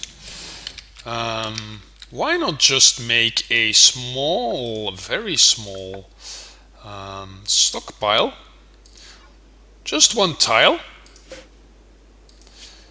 and have it only store medicine?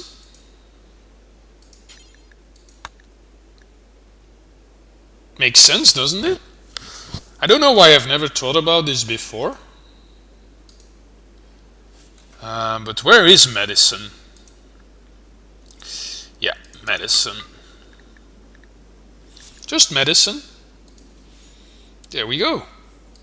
So we have a 1 tile stockpile for medicine. And we'll make that the preferred one. Oh yeah, it already is. So they will move the medicine over there. And the doctor doesn't have to go running for medicine every time he treats his patient. Why, I've never thought about this before. I have no idea. Oh, this is the thing I've got in other games. A friendly AI from your past, named Charlon Whitestone, has sent you a message. He reveals that he has a starship hidden on this planet and sends you its world coordinates. If you travel to the ship, Charlton will take you off this Rimworld to the stars. Jump to location. Now we will move to the world map, where we will see the location of... here it is, the flag. This is where we have to get, as far as I understand, to end the game. We need to reach this spot where he has his spaceship. And we are probably at the other side of the world. It was like that in the games I've played before. Already to recognize your own, it should be more clear where you are. I can hardly see where I am.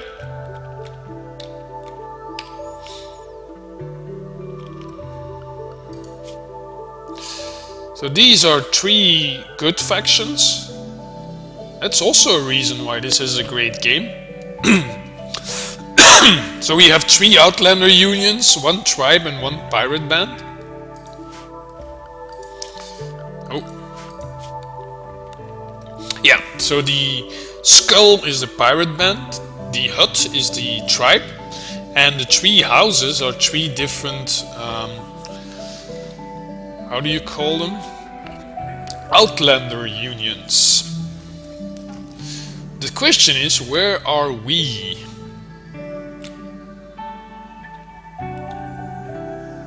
This is our goal, but I have no idea where I am. Probably somewhat higher up. We should be somewhere in temperate forest.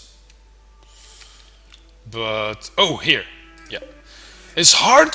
You see, this is a blue house and the whole map is full of blue and purple houses. And I don't think there is an easy way to quickly find your own location. Yeah, I don't see an easy way to find your own location. Anyway, we found it. So we are over here and our destination is over here. That's pretty much the other side of the world. Now, if you look from closer, this is 1 tile. Can you imagine the number of tiles we are away from our destination? That's hundreds of tiles. So this entire area that we have here is 1 tile on the world map.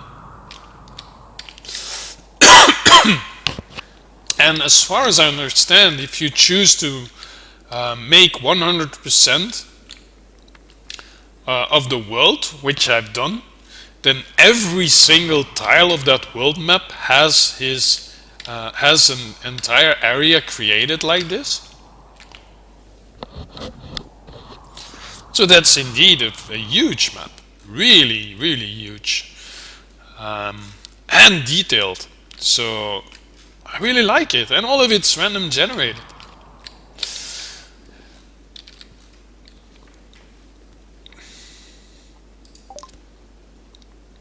So we have some cargo pods. Oh, this is good news. Insect meat. Insect meat? What? Okay, these steel slag chunks, I think they can be used to craft as well. But apparently it doesn't select them automatically. What's this? Granite? Yeah, don't care as much. This far away though. But yeah, it is quite a distance, but we are doing okay, so why not grab these resources? We do want Colin to urgently start cooking, and we definitely want some meat to go into the fine meals. So let's find an animal to hunt. Okay, here, turkey, perfect. I like turkey. Is that a thing in the UK, Thanksgiving, or is that only a US thing? Because or are turkeys more for Christmas? I thought it was Thanksgiving, wasn't it, Maisie? And forgive me my ignorance, because Thanksgiving is something we don't celebrate over here. We do celebrate Christmas, but it's not like we typically eat turkey. No Thanksgiving. Okay. And the turkey is with Christmas then? Oh, that's just the US. Okay. Yeah, I was wondering. I wasn't sure. But aren't you typically eating turkey with Christmas then? Or is that... I'm not sure why I'm messing up the two. Aren't British people eating turkey on Christmas and Americans eating turkey on Thanksgiving? Maybe that's the reason why I'm mixing them up. And Thanksgiving, exactly. Right, thanks for clearing that out. That's why I was suddenly confused. Right, quick check on our zones, and then I will take a small break to grab a drink and such. This looks fine. Roof area, perfect. Yeah, I really like this game thus far. And our medicine is in our medical room now. Perfect. Let's look at beauty for a moment. Beauty here, 2.9 in the hospital. You see how the room name has changed to hospital? Steel Arm's bedroom. Stone's bedroom. Susie's bedroom, 3.2. And Colin's bedroom, 2.9. This is the workshop, obviously not very beautiful. The workshop, another one. Oh yeah, this is still one room. So this will probably become the butcher room and the stonemasonry or something. This is, yeah, workshop and workshop. Yeah, it's still one workshop for the moment. But I think the name will automatically change when we add in walls and doors.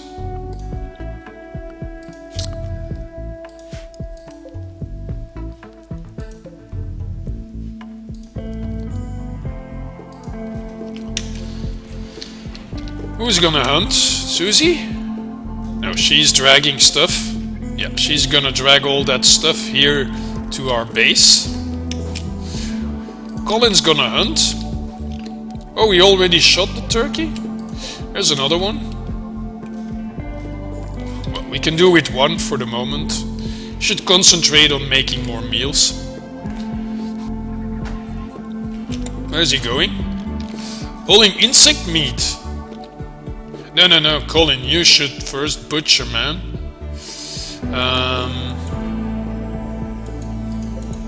You can't? Aren't you the cook? You are? Oh, I know why. Because I haven't selected a bill yet. Butcher creature. Do forever. And make some kibble until you have 20 or something. Colin, butcher. She doing? He's sewing? Oh yeah, she this. So we can already add the door as well. What else do we have? The stonecutter stable. Add bills. Make marble blocks until you have 350. No. Let's go more ambitious. 490. And I'm not sure why it's always like 30, 50, 70, 90 and not 20, 40, 60, 80? It starts with 10 and then it goes up by 20? That's pretty weird, isn't it? Right, marble blocks, lots of them. Do we need clothes? I don't think that's a priority. We can make clothes when we need them. We don't have many materials for clothes. We need more cotton. We don't have that much cotton though. We have enough food, but not cotton. We have enough trees. And we haven't planted any heal root in this game yet. So I may eventually have issues with medicine as well. Because we have no way of producing medicine right now. Well, I remember that mostly from movies and series. Because we have no tradition of eating turkey on those occasions.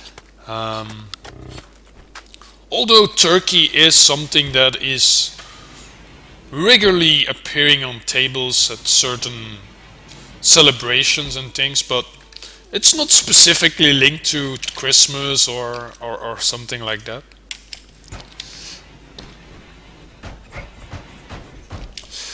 Right, that went okay. Marble walls. Let's just double check if we have smoothed all the floors.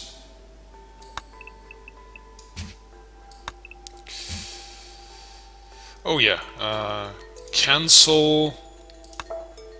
Yeah, now it will cancel the walls as well. We don't have to smoothen the floors when we are going to build walls there.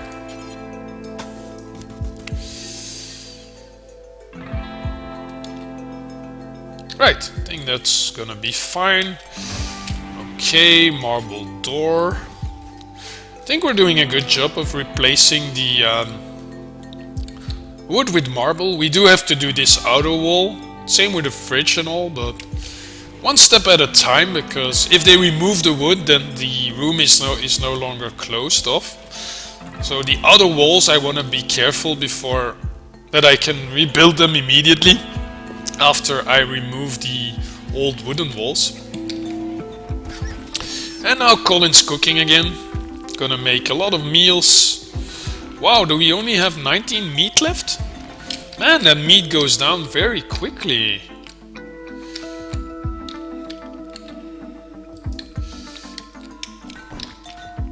He's probably preparing meals and they're immediately eating them, so we should prepare some reserves. Let's hunt another turkey.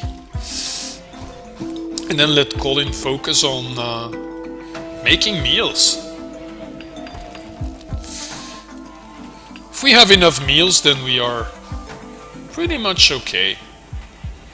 And then someone should start making marble blocks, not clothes. Yeah, this is okay. And we need a research table, yeah, research bench. Maybe we just put one temporarily in the dining room. But Stone's busy doing construction work anyway, and all the crafting and tailoring. He should craft blocks now, so he shouldn't do research anyway.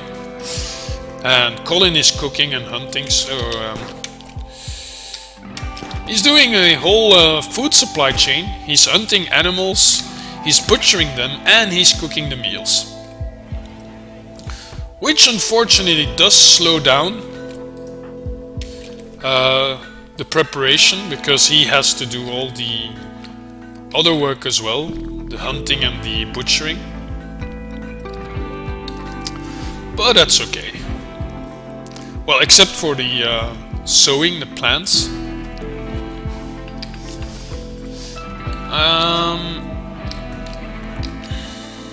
Do we have any fertile areas around left? Not really. Over here. This is gravel. Rich soil. Yeah, let's plant some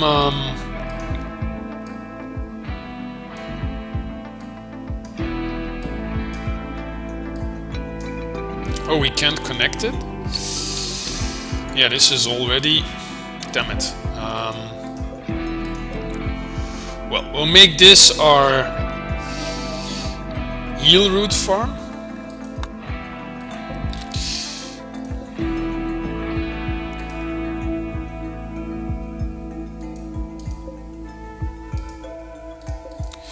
And we can't connect these two either. Oh man, this sucks. Right, cancel that. These are just too small. That doesn't make much sense. Any rich soil left? Here, rich soil. And there. Yeah.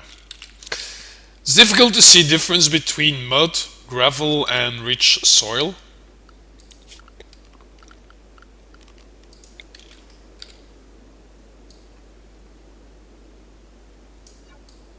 Well, we might as well take some regular soil with it. Doesn't have to be all rich soil. Regular soil can be used. Rich soil is just faster to grow. And you can even... Let's put some more cotton on here.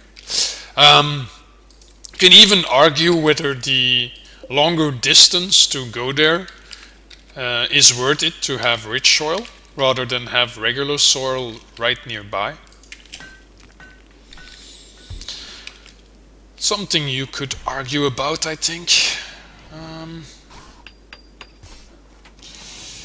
Okay, he's making the walls, but you can't follow with preparing the blocks. Who is normally doing it? Colin's our cook, so he's busy. And Stone is our first person for construction. So as long as he's building walls, he's not gonna make blocks, but he needs the blocks to build the walls. What we could do is improve importance for steel arm to build walls. Yeah, if she's hauling stuff. If we change her priority, that's because she's hauling stuff, because otherwise she helps with construction. Yeah, we're fine. Let's just go on like this. And I'm gonna pause the stream for a moment while I grab a drink and such, so about 10 minutes, maybe 15 minutes break. Thanks for watching thus far, and we will be right back with more Rimworld.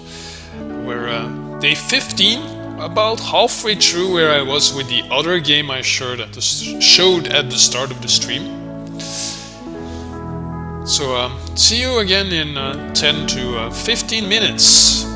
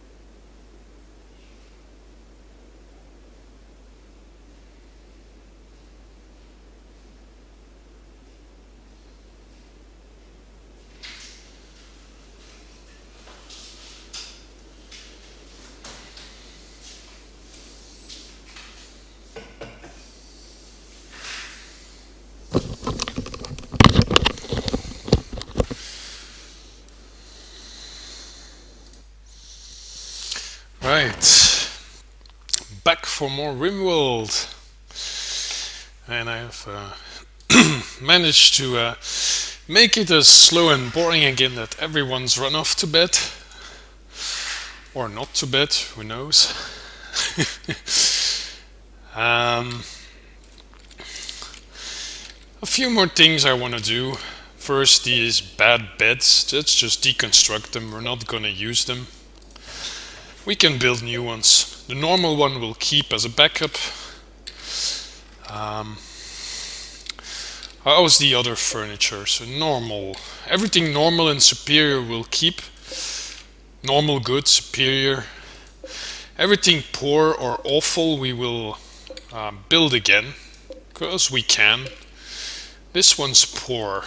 Okay, but it's only a stool, so not that important, but a shoddy stool.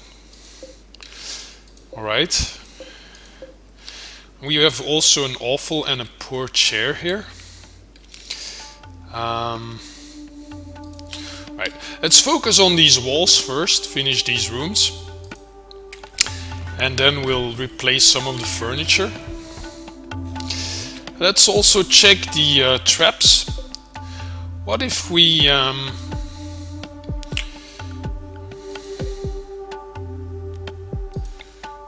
not a copy. What if we compare? We can compare. What if we have a trap here? So the wooden trap, 18 melee damage, 16 hit points. A steel trap, 40 hit points, 60 melee damage. I think that's more than the oh, we don't have any marble to compare, but it was less, I'm pretty sure. 30 and 56, wow. 30 and 56, and how much was steel? Oh, is it the other way around? 40, 60?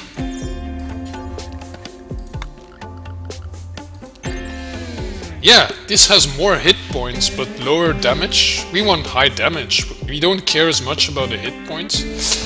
So 30 melee damage, because I think the hit point is how much damage it can take before it is destroyed. Yeah, that represents how much damage it can take before it's destroyed. Exactly what I said. And the damage that it does. Typically does, so it may vary somewhat. There is some RNG involved, as with most things in these games. So sandstone does 30 damage, and steel 60 damage. We want to check marble as well, but we don't have any marble at the moment, so let's wait till we finish some marble to compare, but I'm pretty sure it was less than 60. I don't want to waste too much steel on building stuff, because we need steel as well for lots of stuff, such as power generators and conduits and things like that, whereas marble will only be used for walls and floors. And not even floors, because we already have marble floors, we just smoothen them to look nicer. But for the traps we may make an exception and use steel if it does more damage than marble. And I think it does. Whereas these wooden walls, I probably want to replace them with marble. Same with the doors. Everything in marble walls, marble doors. Or any other chunks that we have. Because the marble's also good looking, is good for our home. But the traps we will build out of steel. Can we also choose the sandbags?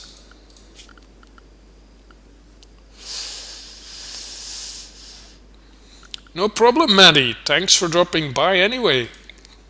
Yeah, we cannot choose the sandbag type. So we can only choose the type for the death traps. Makes sense. Right, let's continue, speed up the game a little. We're going to sleep anyway. We have only 2 meals. We have a lot of meat now from turkeys. Yeah, no problem, Maddie. I gave the viewers the chance to choose between a few of my ongoing games, all about 10 days in. And the choice went for this one, which was also my preference, because we have a pretty defendable base here. It was also fire raging at the start, but our base pretty safe. We've made some concrete here to have a safe zone. And we've been raided, and we've actually placed some traps here. So raiders cannot move from the middle area to the west or through here without moving either through the door or the trap. And the trap, the door, they cannot open it, they have to destroy it. I can open it, but they can't. So they have to destroy the wall, the door, or go to the trap. And that's exactly what one raider did when he was trying to escape. He was trying to break the door. and when he saw us approaching, he was fleeing and he went through the trap. But unfortunately, it's a wooden trap and it didn't do enough harm to actually slow him down much, so he just got away. But we will replace this with steel traps. Our base, we are replacing the wooden walls with marble ones, so things are starting to look relatively great. We've also split up the rooms, made it more spacious. So a very good game here thus far. And yeah, if you haven't checked out Rimworld yet, it's I mentioned it earlier, it's a bit of a spiritual successor to Dwarf Fortress. I don't know if you know Dwarf Fortress, Maddie. It's a very good base building game with lots of variation, lots of randomness. Every game is different, there's a lot of complexity, and the Dwarf Fortress is really a classic. But it has two downsides, and the first one is very obvious. It doesn't have any graphics whatsoever. It's just ASCII characters. They're not even pixel art, just ASCII characters. And that puts me off really a lot. So even though I appreciate the complexity of the game, I haven't played it all that much, Dwarf Fortress, because I'm put off by the lack of any graphics at all. And the second thing is the lack of any help. So it's really hard to very steep learning curve. There's so much to learn, and the game doesn't help you. So you really need the help of guides to get started. Future air conditioning. Well, that's hi, welcome to the stream, Chucky. The thing is, I tackle a problem when it poses itself. No. I wish I could give you a good answer, but the thing is, I haven't thought about that yet, because that hasn't been an issue much. I haven't played till summer much, and you are right, that may be an issue.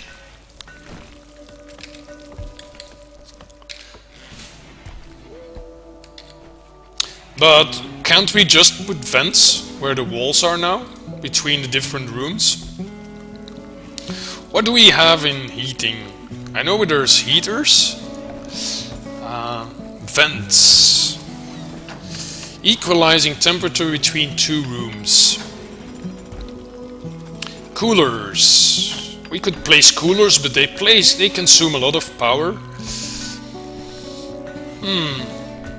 Yeah, you have a point there. Not something I've thought about. On the other hand, we haven't even started research yet. No, I do appreciate any comments, but I think this base, compared to my other games I've played thus far, has some really strong points. Its main strong point is its defendability, as we are surrounded by mountains from almost every side except the south, and we've put some basic defenses, so heater and cooler in one room and then vent everything to it, yeah. Such as the middle room. I have been reorganizing my crafting stations to have different rooms here as well already. This is the butcher room and the kitchen, which will be connected. And here we have the masonry and the tailor bench. But we still need a research bench. Let's just put one down in the dining room for the moment. It's not ideal, but it's better than not having a research station. Wait, let's just pause a moment because I don't see it. Oh, here, simple research bench. Let's plunk this down in the dining room for now. And we also want a crafting spot somewhere.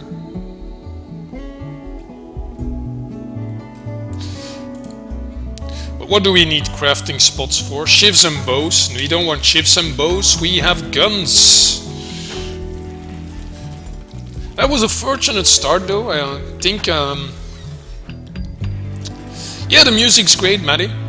The second day already, I just got a 4th colonist joining us. And in battles with the raids, only one guy just got hurt. Minor injuries just in the last raid. just some bruises, nothing too bad. Welcome back, Maisie. So yeah, Rimworld is kind of a spiritual successor to Dwarf Fortress. And in terms of user interface and gameplay, it shares a lot of similarities with Prison Architect. And I have to say that Rimworld does most of it better. Which is kind of an accomplishment, because Prison Architect was well received. It was 3 years in development. And bear in mind that even though this feels like a complete game, it's still in early access. Great minds think alike, Maddie. Well, the big difference is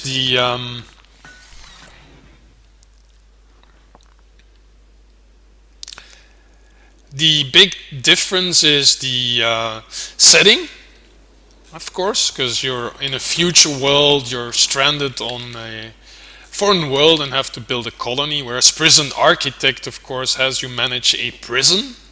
And there's other things to look out for, not as much defendability, but preventing escapes, making sure your prisoners are happy or being reformed and stuff like that. And Prison Architect has a lot of invisible stuff going on. Prisoners digging tunnels, smuggling contraband, whereas this game is completely transparent. You can look at stats for about everything. How are we doing on our food supply? We have plenty of berries and rice, but our cook just can't follow preparing meals. Colin, why are you so slow? Make more meals, man. What was you? Oh yeah, he's frail. That's a bit of a problem. His manipulation is -30 and his movement as well. So that's why he's a bit slow. Our fridge is almost full here. Damn it. We will need a second fridge if we continue like this. He's still prioritizing meals. No, holding and cleaning. Oh no, that's one. Yeah, cooking is more to the left, so it should give priority to that. Maybe we should install another cook. Anyone with a decent cooking? Not really. Only Susie, she can make simple meals.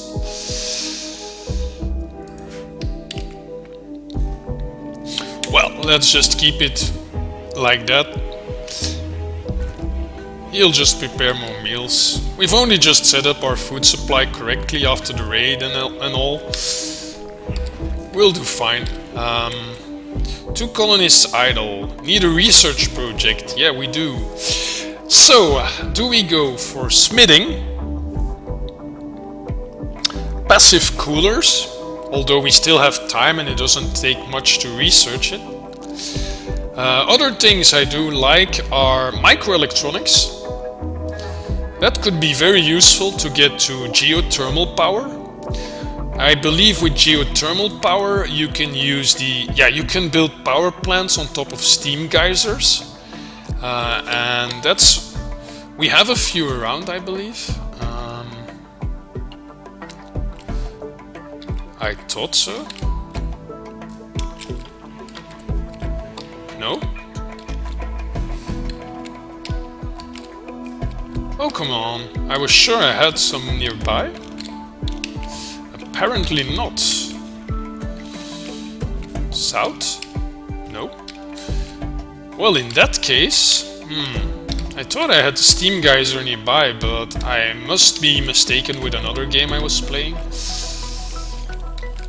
Or I am completely overlooking it, but... No, we don't have one. So in that case, what does microelectronics do? High-tech research bench. Comms console and other research projects like tube television and crypto sleep caskets. That all sounds pretty useful.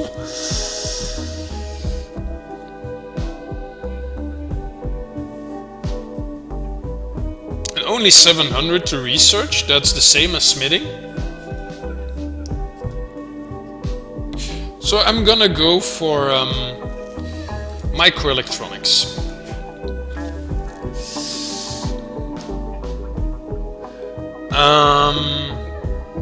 I don't think the soundtrack's available separately, I'm not sure. Maybe check the Steam page, Matty. That will be more reliable than having it from me without checking. But it's quite different than sim builders. Or at least in my opinion, I love it a lot more. You were saying you prefer this to Don't Starve, Maisie, not Terraria. Terraria is quite a bit different. And what were you saying, Chucky? Stool only gives comfortable bonus if a colony is on top of it. Usually people put stool in front of workbench where the white circle is. Oh, I see. Well, I was already doubting if the stools in the bedrooms made any sense, and I think I was already on doubting it because the space changed from okay to rather tight, so the bonus from Beauty to have this stool around is compensated by a decrease in space. So I might just do what you just said, put the stools in front of the benches. Oh no, that was okay. This one, superior one for the cook, because he's got a frail back. This one was poor.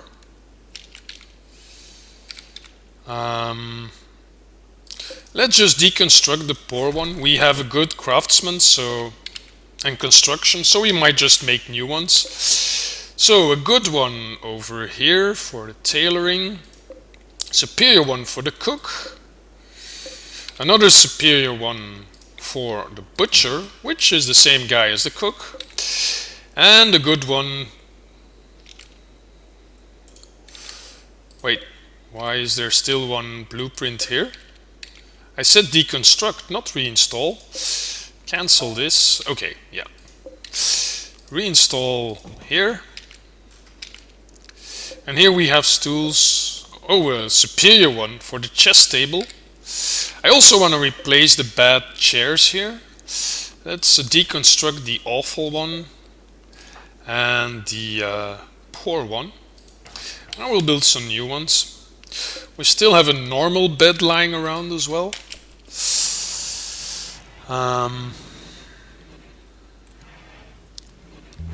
Alistair Lindsay. Never heard of her, to be honest. Yeah, I know what you mean with the white circle. Turrets for defense. Right, I was also thinking earlier, how do you get turrets? Turrets. I'm quite the noob here. Don't we need microelectronics for that as well?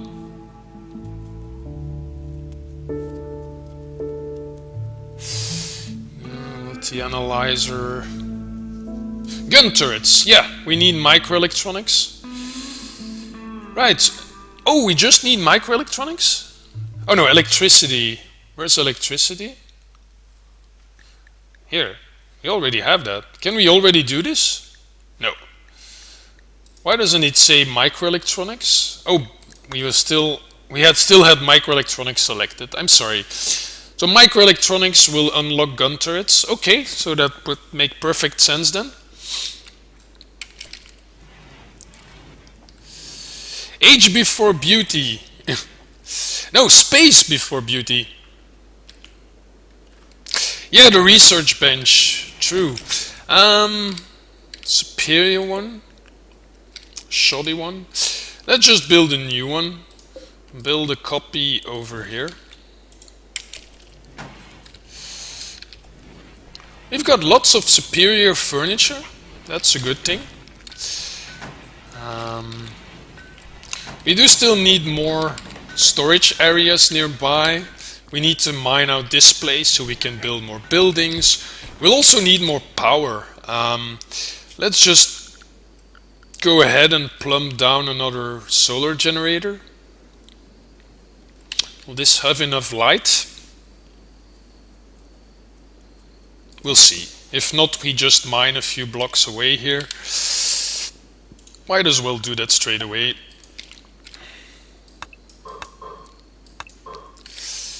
That should be okay. Some power conduits here. Right. That looks okay. Okay, and we've planted our cotton and our heel root. Chucky, you seem to know a lot about the game already. For medicine, how do you produce medicine? Is it just with heel root? Or do you need something else to produce medicine? In a previous game I was able to I got herbal medicine from harvesting heel root. But obviously I would like to have better medicine than herbal ones. So is there any research required to get regular medicine?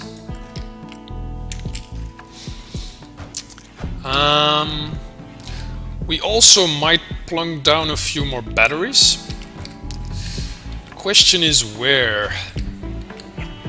Because I don't want to put them here, because this is an area where they travel through a lot. And that's the only maybe less in our logistics, is that the people sleeping over here have to walk all the way around. So if we open this area, they could be closer to the dining room. On the other hand, they're only going to sleep once a day, so it's not that they constantly have to do that.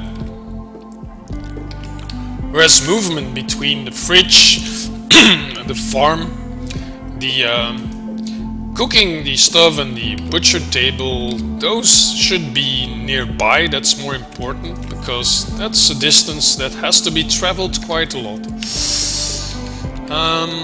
Have we got marble blocks? Yes, we have. Then we will replace this with a... Oh, no, we were going to use steel. Right, we were going to check just to make sure that the steel was 60. Marble 36 only. Yeah, then we will definitely use steel. So deconstruct this trap, deconstruct this one as well. Let's check our zones, because the game tends to change that. Yeah, we already have. We don't need this in our home area, and we don't need this in our home area. So otherwise they will go cleaning and stuff. And the larger your home area, the less efficient, of course, in terms of cleaning and hauling ugly stuff away. Whereas these places will not be visited very often. Just remove some of that. Yeah. Then the roof area. That's still fine. Let's expand our no roof area over here to cover the new solar generator. The next one will probably come over here, so let's just immediately add some more. Right. Then, oh yeah, the dining chairs. It's a shame that you can't place a new one before the old one is deconstructed.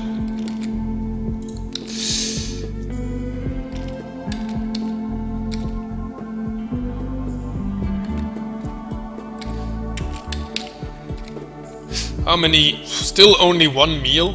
Yeah, our cook is just so slow. We've got plenty of supplies left. We also have marble blocks. We still have to change the outer walls over here. Maybe we should start with the bedrooms. As soon as the night's over. Then we will also need to replace these wooden walls with something sturdier like marble.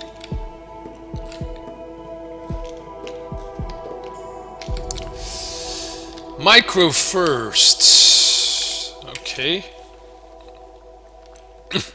The old man gets the best chair, of course. I'm an old man. I know what he feels.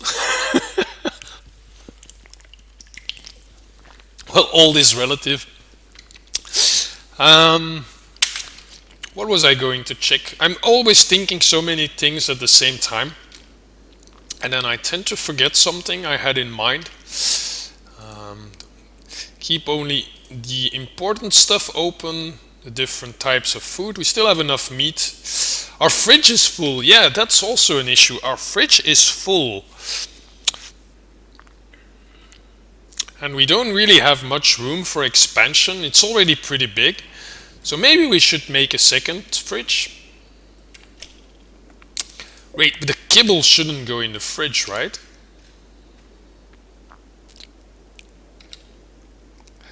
No, the kibble shouldn't go in the fridge. That can easily go outside. Here's no farm.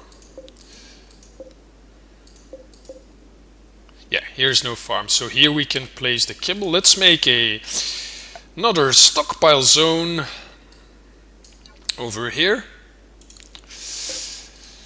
And it will only contain kibble. Let's just add hay. We don't have any hay, but if we would have, then this would be the preferred location to have our hay. Well, might as well expand that like this.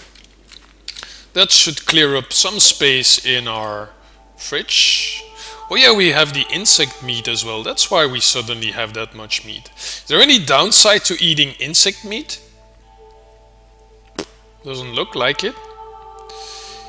It's not beautiful, that's clear, but... Okay. The meal goes out. The kibble will be moved to the other location. Oh yeah, let's remove kibble here. And hay. So then they should move the kibble out of there. When you hit 30, Matty? I still felt pretty young when I was 30.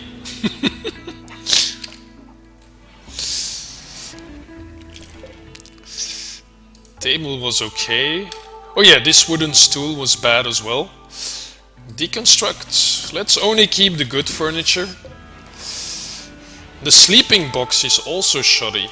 So we will build a new one. We have enough clothes for an animal bed. That's more comfortable than a sleeping box. Let's put it right here.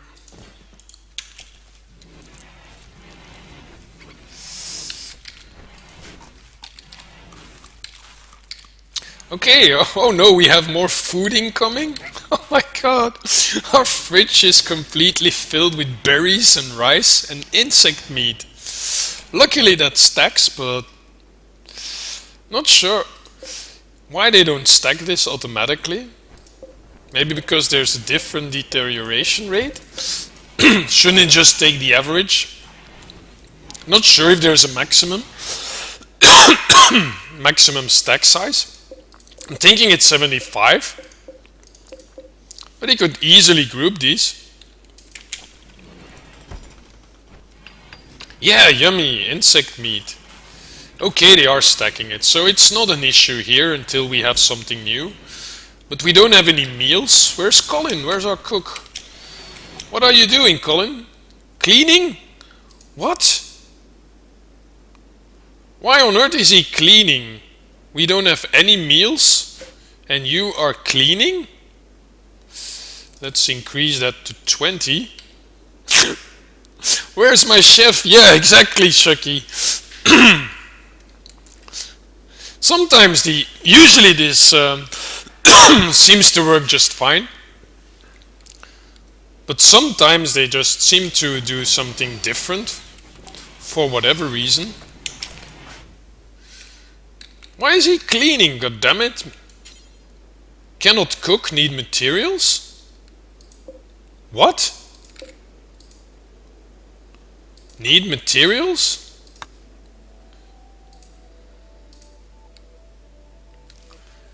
Man, you've got 700 berries, you've got 400 rice, and you've got 200 insect meat?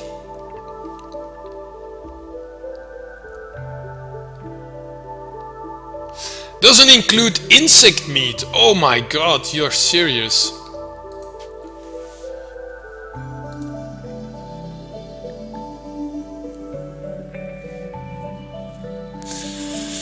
Requires 0.25.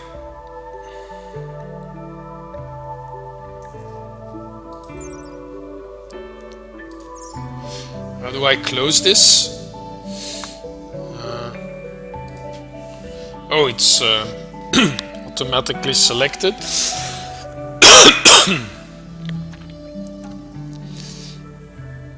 Requires 0.25 nutrition, ingredients, and 0.25 nutrition vegetarian.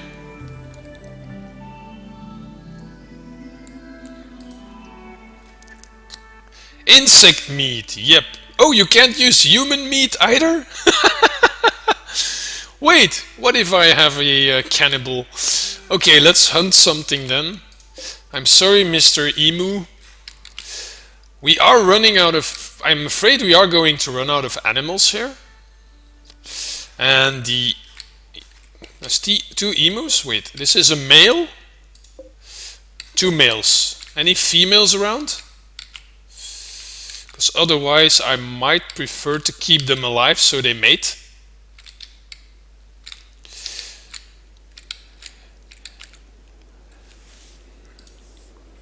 Yeah, true, Chucky, and perhaps I should, because I have way more rice and berries than I have meat.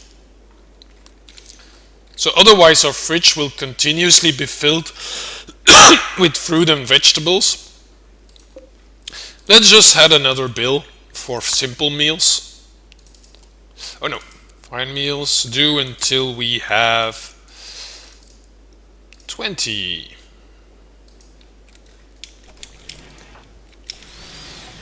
And now we will start cooking simple meals. Yep, that was the point. So the priority mechanism was working fine. It was just me overlooking that simple meals didn't qualify as a source to make... insect meat didn't qualify as a source to make fine meals. Oh, what's this? A wild boar? Still fresh. Okay, grab it. We don't even need to hunt. If it's not yet eaten up by the emu. Wait, another emu? Right, free meat. In that case, we might keep them alive. Because we do want to keep the wildlife around us. And if we kill all the animals, then we will have no more meat. The only downside is I don't see any female emus. Can we tame them?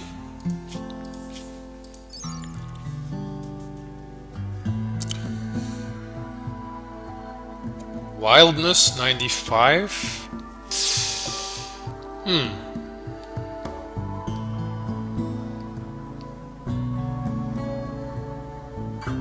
Minimum handling skill 8. Damn it, all the animals around are too difficult to tame. Does this need... Yeah, I suppose this needs storage, but what can we do with insect meat then if we can't use it in fine meals? Is there any point keeping that stuff around then? Or is he gonna use it in the simple meals? Simple meal? No, he's just using berries and rice. He's not using the insect meat. And we can't use it in the fine meals. So what's the point having the insect meat in the first place? Can be cooked into meals.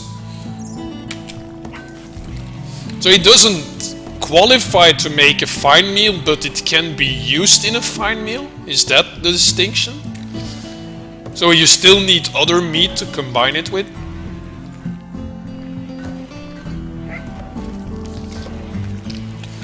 It looks like simple meals go faster to cook as well. So we'll let him finish the simple meals. That will make some space. Remove some of the rice and berries because we already have so many. And when he's finished, he will continue with fine meals, but to do that he will butcher the wild boar.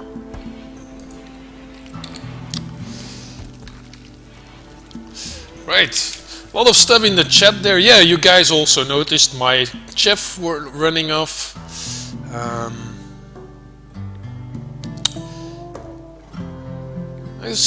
Wanna see if meal with insect meat will have a mood debuff. Yeah, if I can use it, I'm not sure.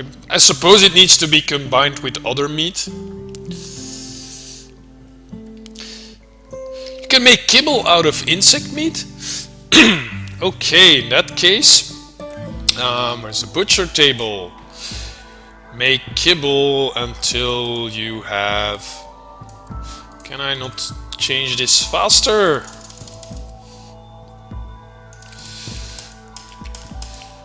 And do I really have to click this one by one? 5. That's better. 300 kibble.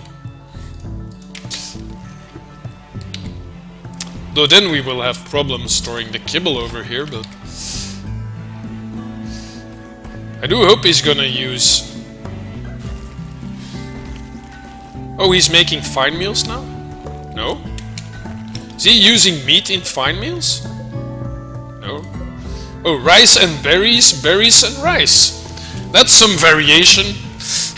Today we will eat rice with berries. Tomorrow it's berries with rice. Excellent. Where's our crafting guy? We don't have... Oh, we do have marble blocks here? Yeah.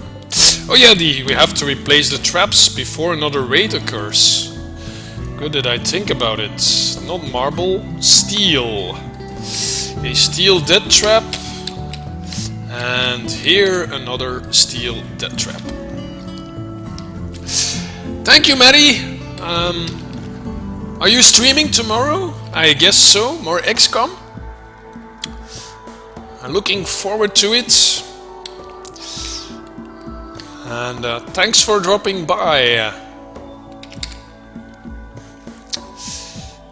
We need another stool here. Right, have we got everything covered? Normal animal bed? Okay, that'll do. Everything normal we will keep, but everything shoddy or poor we will replace. Normal, good. Normal, superior, good, good. Superior, normal, normal. Oh, this tool is poor, so deconstruct it. We don't need a poor stool. Try again, loser. How's our Yorkshire Terrier? He's still not trained for release? Oh my god. Not that it matters much, because this Yorkshire Terrier is not gonna be much of a threat for enemies, I guess. Oh yeah, we need more batteries. I almost forgot. Let's just mine away in this area.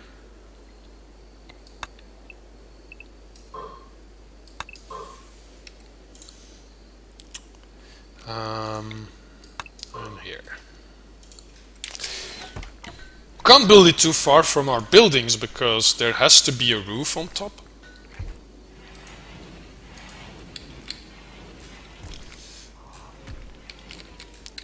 Right, they're gonna build the traps.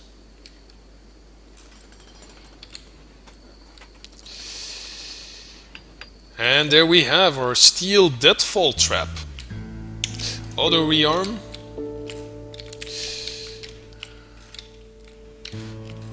Oh, and here another one. Yeah, auto rearm. Escape pods. Oh, that's right nearby. Oh, we have a refugee. 8 in animal training, excellent. And 10 in artistic. Okay, he's pretty useless otherwise. Only 23 years old. The more batteries in a single circuit grid, the more explosion. Oh! Well, I had some pretty big explosions. I do like to watch big explosions. But I can see your point. So you're saying I should probably put some batteries elsewhere, like over here somewhere? In a different circuit? Yeah, that makes sense. Are they going to rescue him? No. Right. Who is the highest? Steel. Susie? Yeah, Susie is still feeling great. Oh, Colin, you're still awake? He's meditating. Yeah, you're feeling great. Okay. You will have to wait a bit longer and you will rescue Croc the paramedic. I'm not sure if he can join us if we rescue him. He's an ally, he's not an enemy. If we capture him, we may attempt to have him join us. But he's not an enemy, so I don't wanna keep him hostage. Wait, don't run off. Aren't you a doctor? Oh no, Susie is the doctor, damn it. How's your doctoring? 0. Okay, Susie, I'm sorry, but you will first tend to your patient and then you can sleep.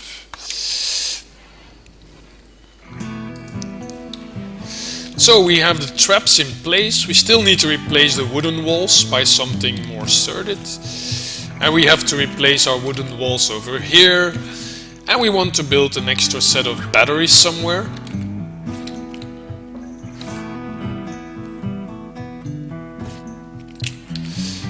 Eight simple meals and 1 fine meal. Okay.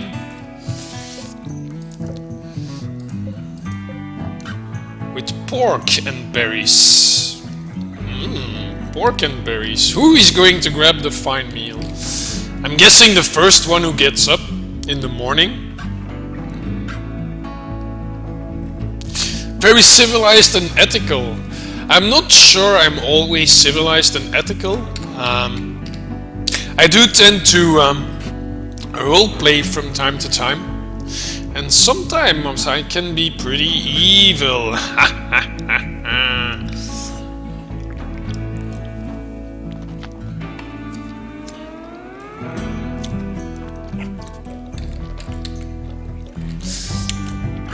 If all my characters would have some traits like greedy and evil or villain, or you know, some of the traits that are negative, then I might do it differently, but none of them has such a character. Susie's a masochist and she's very neurotic and very psychically hypersensitive, so she's a ticking time bomb.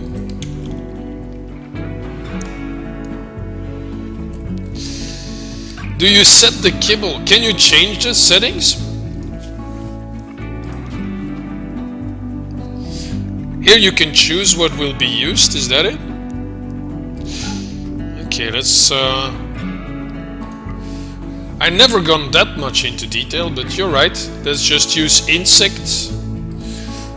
They can use vegetarian stuff, I have enough of those. Animal products, okay, I don't have any other anyway, and hay as well, I don't have any. But no other meat. Right. And I'm right, the first one up was Steel Arm, and she is eating the last fine meal. Or the only one. Nichols is being attacked by a warg. What? Stay away from my Yorkshire Terrier, goddammit. Right, Colin.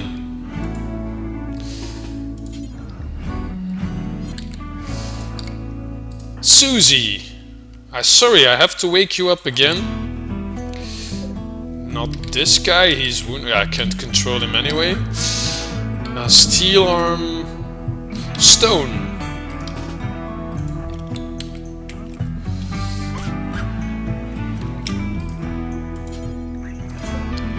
Oh, come on, hurry up, guys.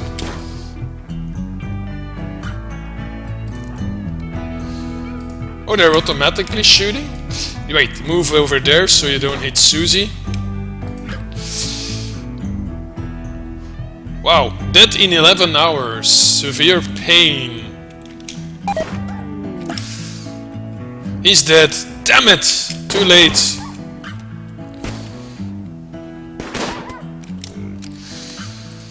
Yeah, he's dead. We still have graves. Will they bury him? Is this something we can set? Colonists. Copy paste settings. Oh, you can assign a grave beforehand.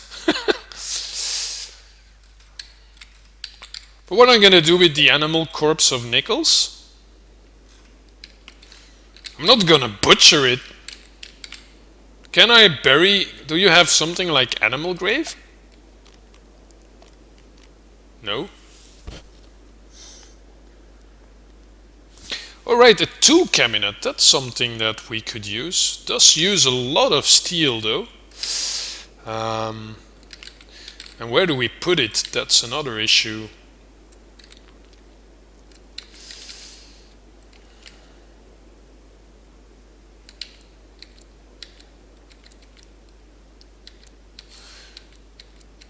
Right, there's no front or back. A workbench, near a workbench. Okay, increases work speed. Can we place it next to a butcher, an electric stove? To increase the work speed of our cook? What is understood on the workbench? Or all of these workbenches?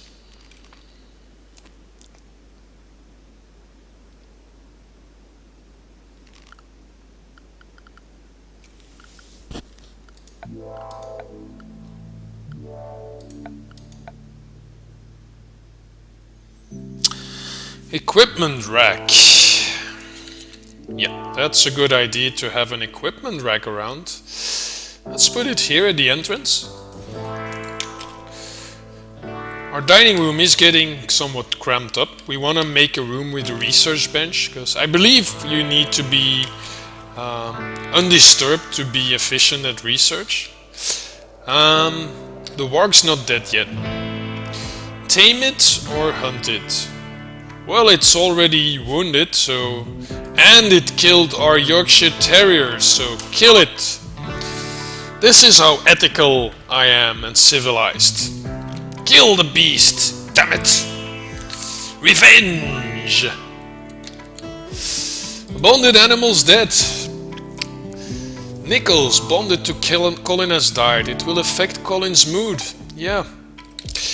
Here is Colin. You were too late, man. You were sleeping.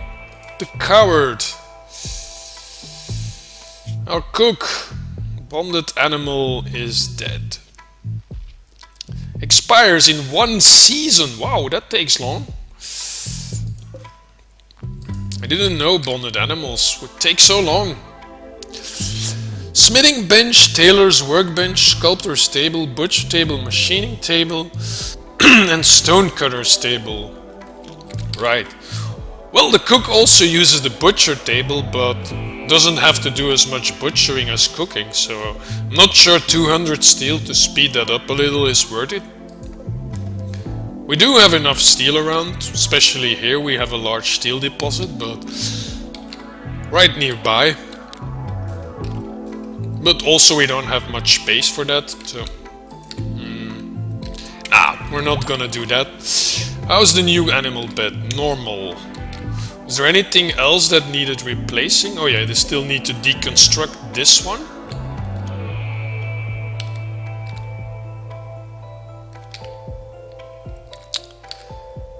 Everything else was fine.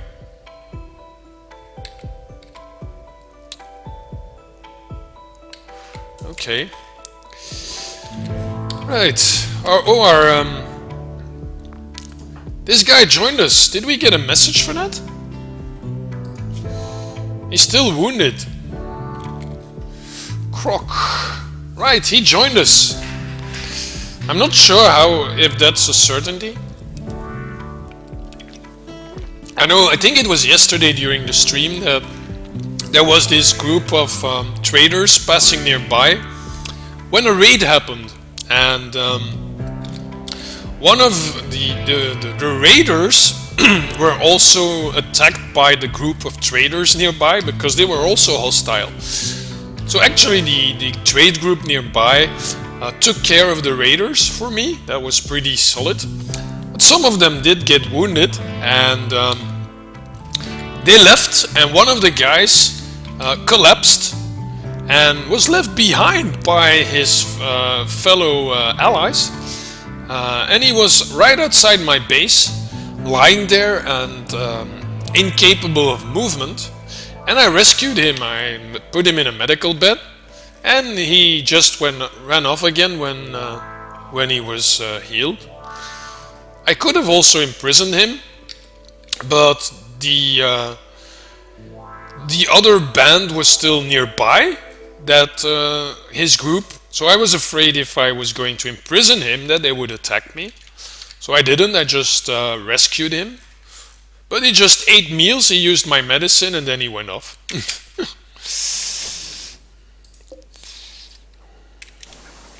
Wait, oh yeah, there's still... Well,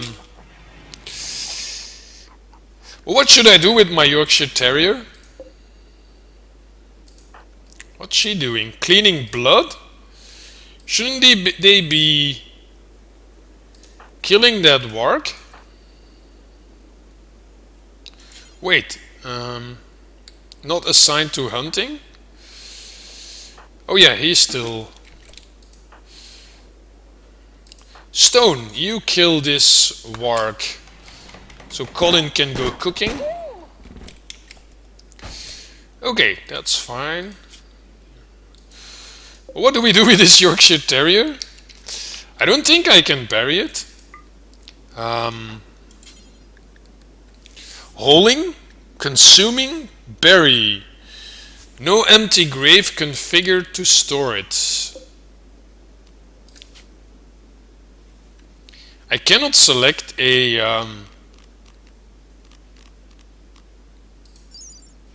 Oh, here. Storage. Got it. Animal corpses.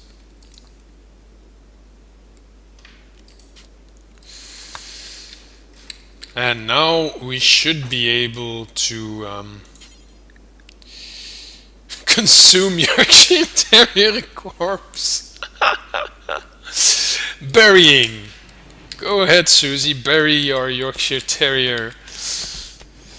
Oh, that's a shame. In that case, we may also want to uninstall this, so he has more room in his room and isn't constantly reminded of his dead friend. How long is the work? 2 days. Okay, that should be fine. Right, let's set priorities for Croc, the paramedic. So, firefighting, patienting and flicking always 1, bed rest always 2. Doctoring 6, that's not bad. He's our second best medic.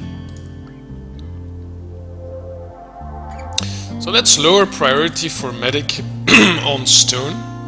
Although he doesn't have an interest in it, but Stone does. So Stone 2, and for a moment we'll choose 3.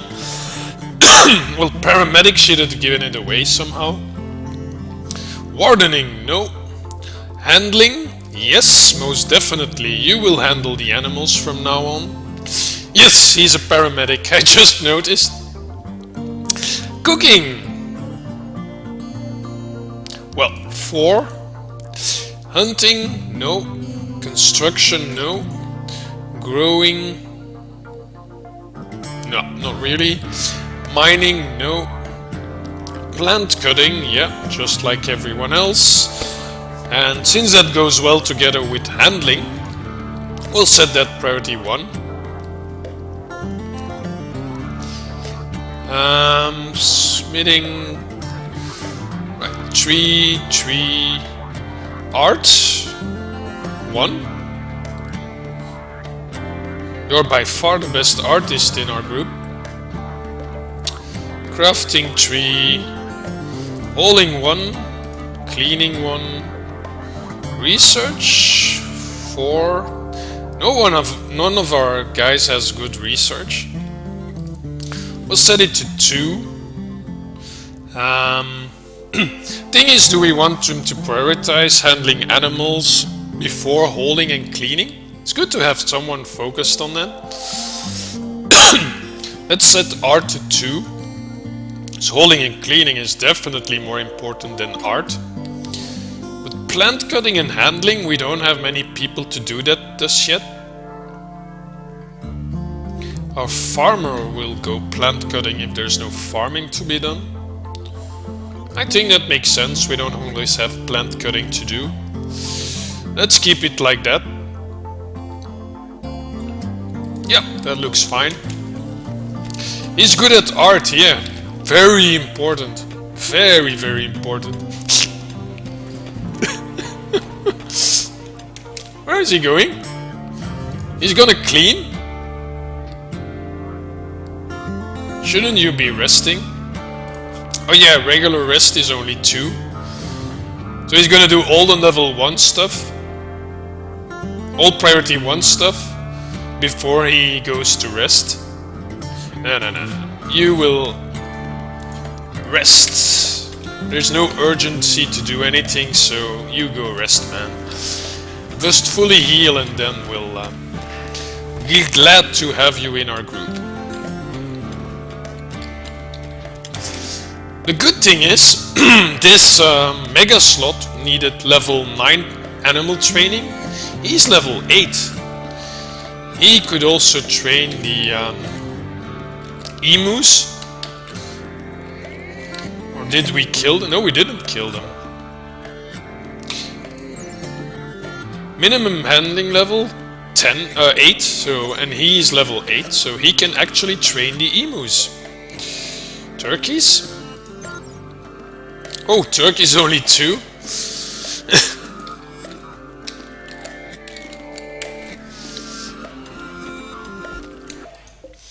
Can you tame a warg? I guess you can, but they probably have a high chance of attacking. Minimum 6. It would be good if they were on our side rather than attacking things at random. Right? Let's try. Let's see what it says. 2.5% chance of attacking.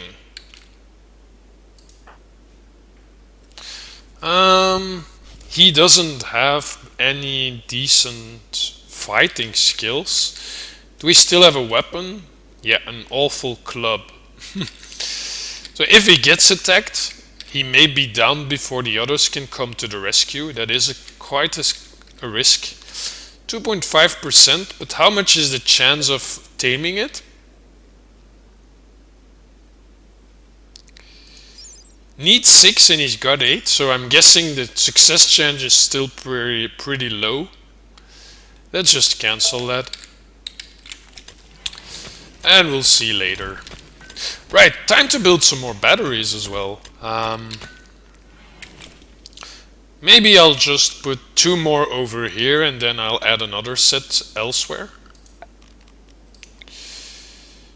But for the moment I'm just gonna add 2 more.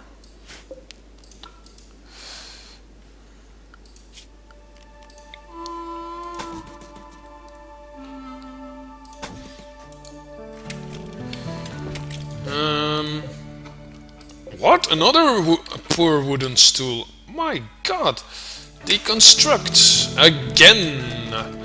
I want a decent stool. Damn it! Oh, here we have more. Wooden club, steel shoddy and almost deteriorated. Awful. And awful. What's worse? Shoddy or awful?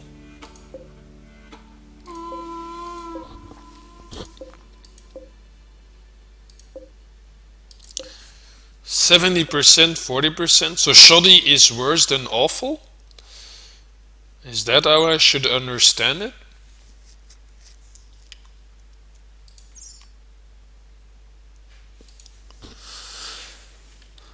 Right.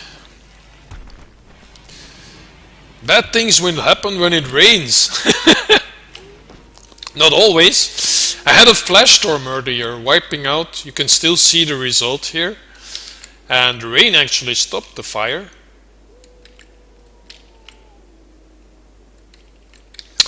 And in my previous game, which I was streaming yesterday, I had a heat wave for 3 days on end. Thanks for the link. Yeah, checking wikis and stuff while I'm streaming and playing a game is a bit too much on the multitasking side. Also, I'm working on one decent monitor and one small old monitor, just because without two monitors it's also almost completely impossible to do it. When the last time it rained, I'm not sure. I think right after the firestorm, which was around day 10, 11, probably 11 when it stopped. So yeah, about a week ago, maybe something more. 7 days.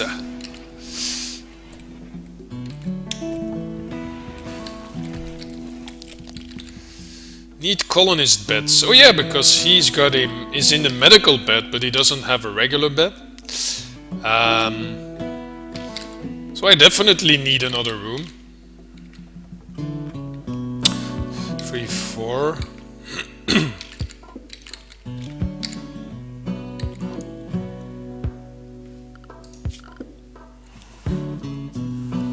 Let's plunk down a temporary bed somewhere. And why not put it in the same room here for the moment?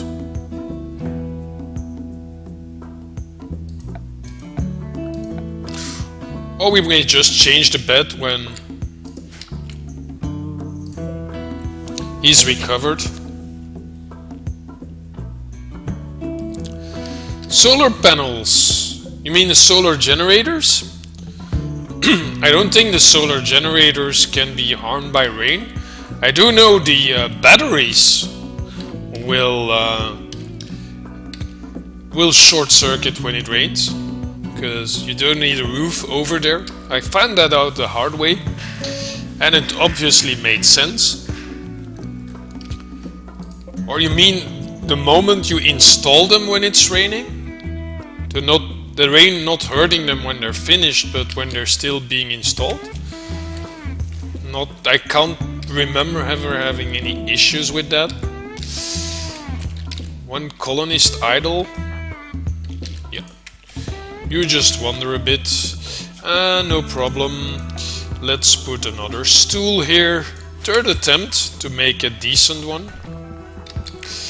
Right, we have 2 fine meals. We have 11 simple meals, but we have no more meat left, so we need to go hunting again. 1-year-old turkey. That should be tasty. What else have we got? The warg, of course. Maybe we should try and tame the turkey. Minimum level 2, so I'm thinking this should go easy to tame. 0.5% chance of attacking upon a failed attempt. That's not a big deal. And what are we going to hunt then? Oh, this is a male one? What was this? A juvenile male. The same difficulty? Yes, it is. Well, let's try to tame both of them then. And we'll need something else to hunt. Not the grizzly bear. Not the warg. The emu.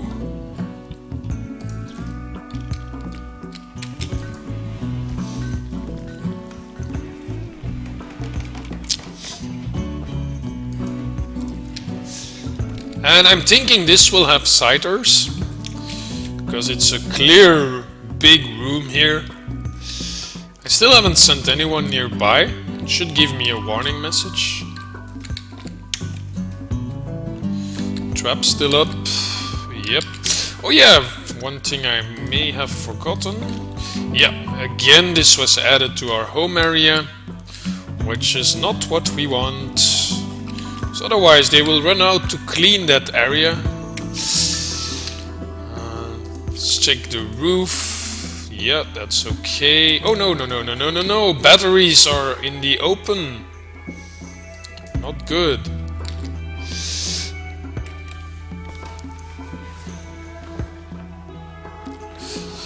Yeah, I know. I already bought a cow in another game, and I managed to tame a buffalo in another one, and plenty of boars, wild boars. I'm not sure if boars are such easy to tame, but I had a whole bunch of animals in that game.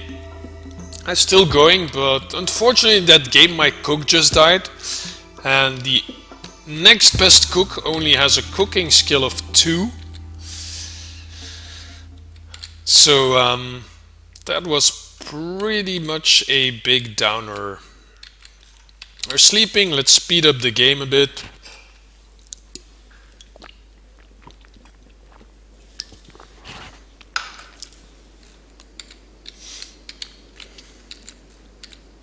How's he doing? Yeah, still will take some time to fully recover. Let's give him that time. And then animals and artistry. Oh yeah, we have forgotten to install the bed, but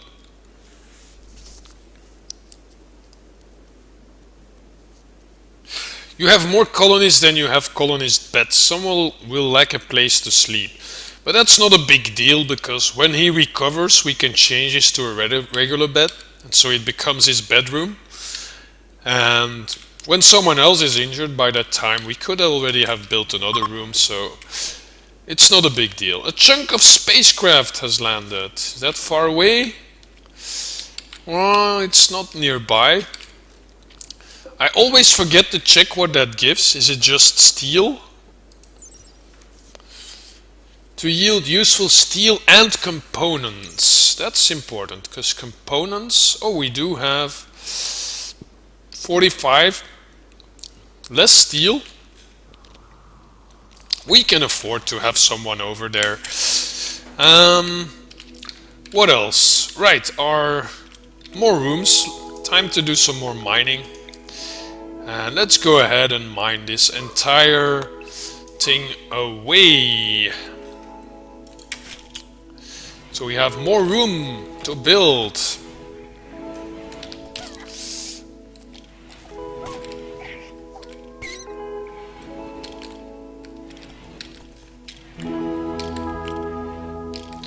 Steel arms gonna deconstruct the spaceship.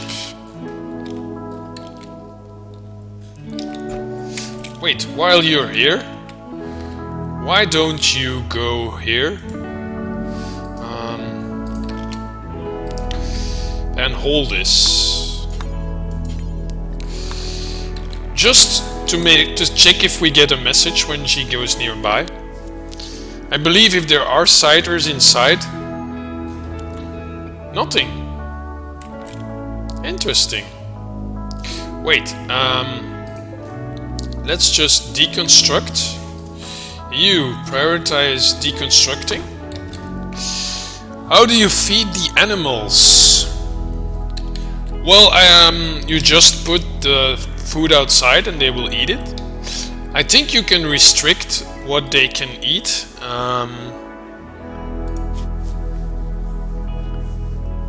Jesus, there's so many things you can configure here. Outfits, drug policies. I know I had like 6 animals and I had created some zones using expand allowed areas, animal area. I had created a zone there where the animals could go, And I had determined a sleeping spot under a roof. And next to that sleeping spot there was another spot under the roof where I put the kibble. If you allow them free access, they can just walk into your fridge and eat your meals. And I've seen animals eat some of my fine meals before, so I'm sure they do it. Oh, see. Now she does get the warning. Ancient danger. As steel arm draws near the ancient wall, a sense of foreboding overcomes her. She isn't sure why, but she feels that its dusty structure may contain great danger. So, cancel. So we do have ciders over here.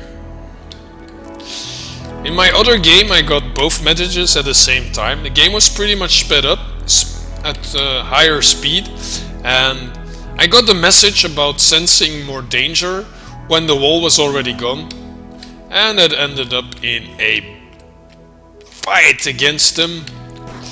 Managed to kill some ciders, but I did lose eventually. Mainly because my main gunner was also injured and he could no longer carry a gun. He survived the fight, but he could no longer carry a gun. What are you going to do? What are you doing? Nothing? Oh man, this was inefficient. I cancelled the priority, but meanwhile Susie was already running over here to carry this stuff. And Steelar was running back to harvest strawberries. No, you will carry the components while you're here. Yeah, I did cancel that probably because I wanted to check the area, but yeah, once they have tasks, they don't change it when you have priorities. Once they start a task, they normally try to finish it. How's this work? Injured? Oh, it's bitten by a hare? Brave hare. But is the hare dead? Because otherwise we might wanna grab it. There's blood here. The hare's dead, we might wanna butcher it. How long is this still? Yeah, 1 day. What's he carrying? Oh yeah, the emu. But we still had the warg. I didn't even have to hunt to get meat. But that's okay. We already have 15 simple meals now. Maybe we should change our priority here. We do still have a lot of berries though. Simple meals 20, fine meals 20.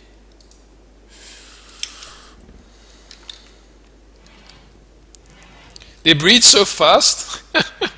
Yeah, in reality they do, I know. I'm not sure in the game I've ever had any hares. But a cow is useful for milk, and like chicken for eggs. That's pretty useful. You know, animal products without the need to constantly hunt.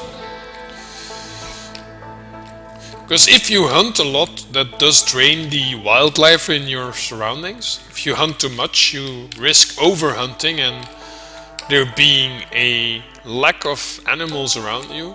The fire didn't help me that much either, because a lot of the animals that were over here in the south, they went to the east, southeast. Some of them went upward to the north, but that's still limited.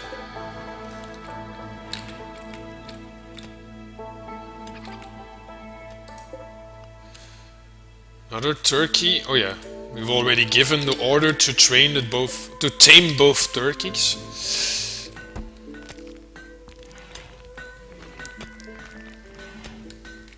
Let's just check the beauty here. Right, that's all okay. Oh, the equipment rack. Oh, it's a poor quality?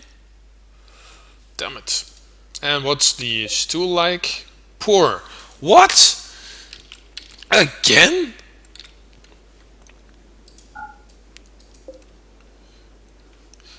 Right, that will not do. Deconstruct. I want only normal quality. So we probably need a better equipment rack, but yeah, let's just keep it for the moment, because we do need the storage space.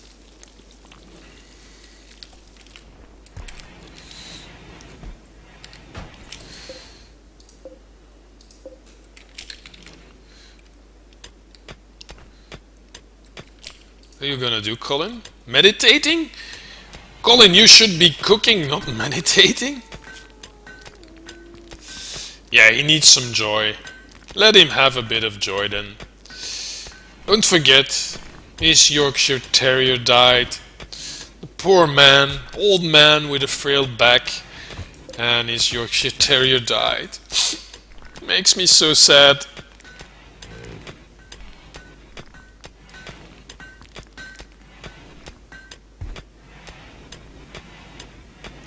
I want the risk of extinction implemented in the game, but sadly it's not. The animals don't really breed. Oh, right. I do remember having one of my own animals pregnant. Pretty sure. But that was a tame animal. Maybe it works differently for wild animals. I was pretty sure that one of my boars was pregnant, because I specifically watched for male and female boars to have to make them mate, and it seemed to have worked out because I got a message they were pregnant. Oh, wild animals don't really breed. Okay, so that's a nuance. Tame animals will, but wild animals just spawn randomly.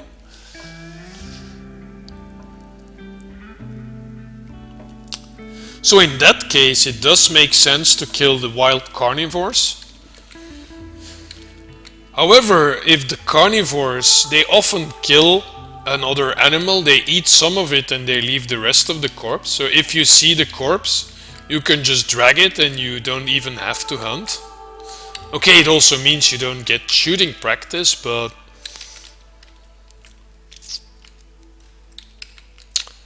I'm usually okay keeping the carnivores alive.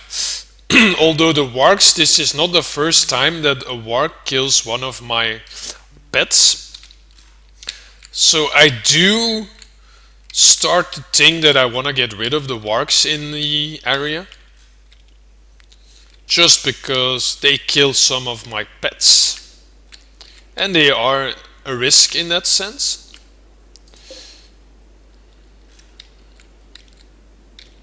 Whereas the other carnivores, I'm not sure what all carnivores and herbivores are.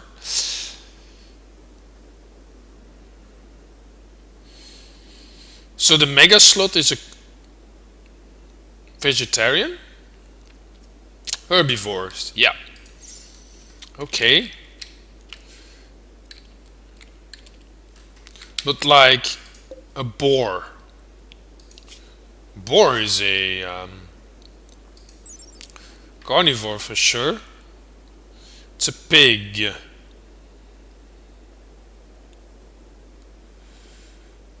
Yeah.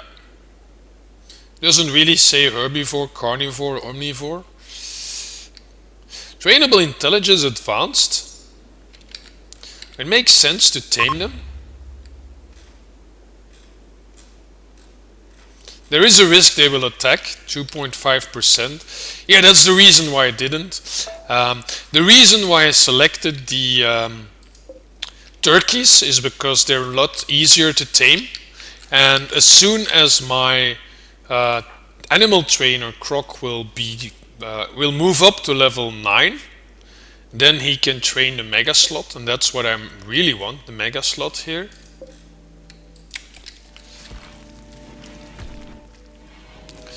Yeah, there is a lot of options. That's one of the things I like about it.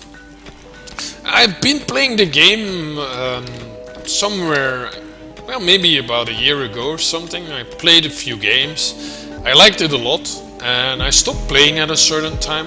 Maybe because it was early access and I was like, okay, we'll come back to this later when it has evolved more. And I've started playing again recently, and it's hard to stop. And it's fun now, every game is different, and there are a lot of ways to do it. there is not a right way. That is definitely a strong selling point. Have you played Dark Fortress, Chucky?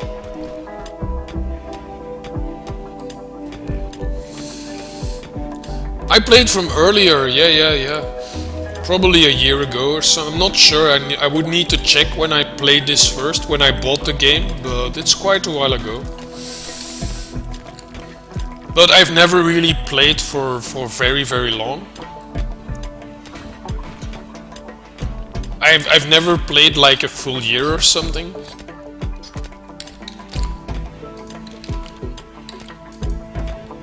Not that I don't want to, but I am also someone who regularly experiments. Wait, stone. I just built a stockpile here with chunks. So you don't have to run to this stockpile to get chunks. And what are you doing? Instead of taking a chunk here, you run off to that area.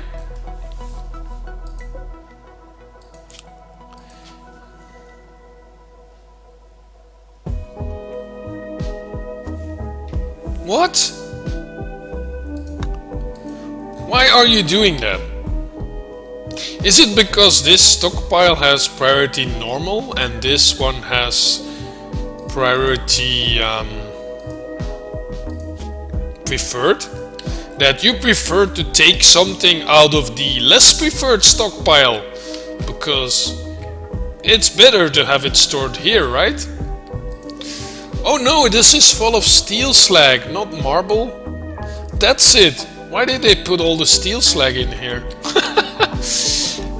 Can he craft something with that?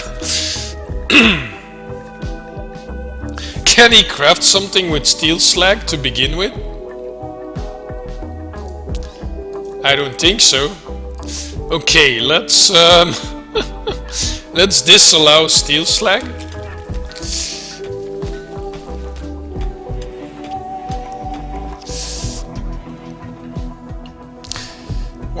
Those are steel chunks, yes. Use smelting to make it into steel, but smelting's not with a stone cutter stable, I imagine. How's our research doing? Wow, we haven't done any research yet. Who should be researching? Stone, yeah, the wounded guy and the construction guy, yeah. So obviously that's why we don't have any research yet. The construction crafting guy. The other crafting guy is also the cook, and that's still a priority. Well, we have 20 simple meals. That's already a improvement. Warg meat, berries and rice. He's making simple meals with meat. Rice, berries and pork. Berries and rice. Rice, turkey meat and berries. He's now making simple meat with this. Let's just cancel the simple meat thing, because we now have regular meat. And we have enough simple meals for now.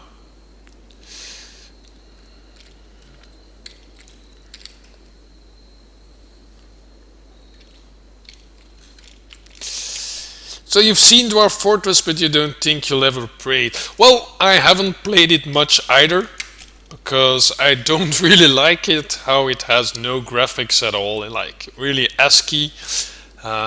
It's very obvious that it's very complex, and I think it's even still more complex than Rimworld.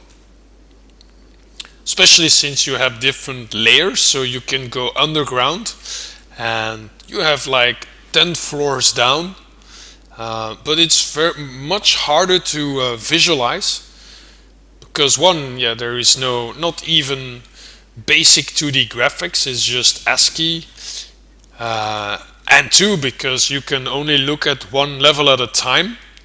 Well, no graphics, there are graphics, it's just ASCII, so it is a graphical representation of the world. But like say water is an X, a small x, shallow water is a small X and deep water is a large X and things like that. So every type of tile has a different ASCII character that is used.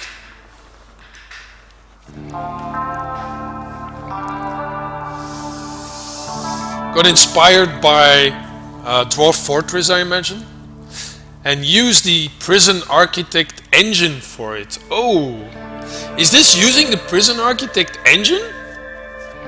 Really? Or you mean inspired by the Prison Architect engine?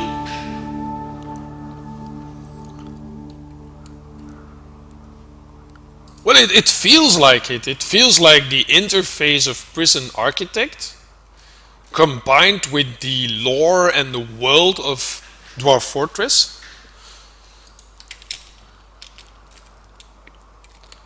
And I can really say it's an excellent combination. Oh, lightning, fire. Should we... Well, our sandbags and all are safe, but we still have some wooden walls here, and we already have a lot of the green. Let's just get this fire out. So they only put out fires when they are in our home area. So I've just temporarily expanded this so they can go and put it out. Where's everyone else? Colin, what are you doing? Cooking meals. For once, I will not let you prioritize meals, but you will... Oh yeah, but he's also slow. And she will also. Yeah, with 3, that should be enough. More fire. Okay, this one's not a big... That's not an issue. That can't reach us. Right? It could go around, but... This one, on the other hand... Oh, there's another one over here. Right. In that case, clear home area. This. Expand our home area over here. And Colin, you will put that out. Okay, there with 2 already. But this thing I'm just not gonna bother. It's too far away and it's not a big threat yet. Also, yeah. And it's raining. Okay. Was it rain? No, it wasn't raining. But it is raining now. So that's fine.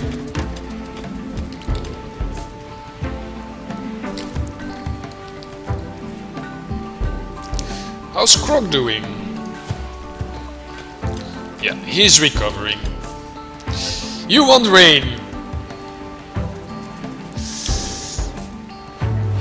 Inspired by Dwarf Fortress, yeah, that's what I was thinking. And if you're not wrong, the Rimworld developer contacted the Prison Architect guy to develop and use it. Oh, that's awesome. Have you watched the videos from Prison Architect?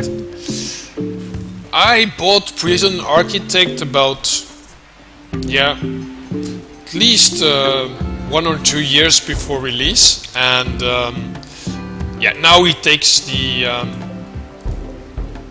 granite from the stock here. That's good. That's working as I intended it. I was following them for a long time, and they put out this monthly video. Every month they gave an update on their their Kickstarter, because Prison Architect was kickstarted. It was also released in early access on Steam, and I bought it on Steam when it came out early access, so I was not a Kickstarter backer. But I think I bought it when it came out on Steam. It wasn't out very long in early access, and when I bought it, what was I trying to say? See, I'm getting older. When I bought it, yeah, they were doing one update a month. They had a fixed schedule. They had to have an update every month, and they had to stick to that, and that was a good thing, and it was really early access done right. And they made a video on YouTube every month to present the new features. And those videos were really hilarious. That was really like a show where both the producer and the main developer, they were talking and discussing the developments, but there was plenty of humor and off-topic talk, and the videos actually became enormously popular, and I watched them every month. I actually enjoyed the videos more than the game. Can you imagine? I was really looking forward to it, and they're still doing a few videos now when they do an update, but it's no longer the same. Once the game was released, the videos lost kind of their appeal to me. But before that, I was watching those videos every month. I really didn't want to miss them. You can still find them on YouTube. It was often very funny.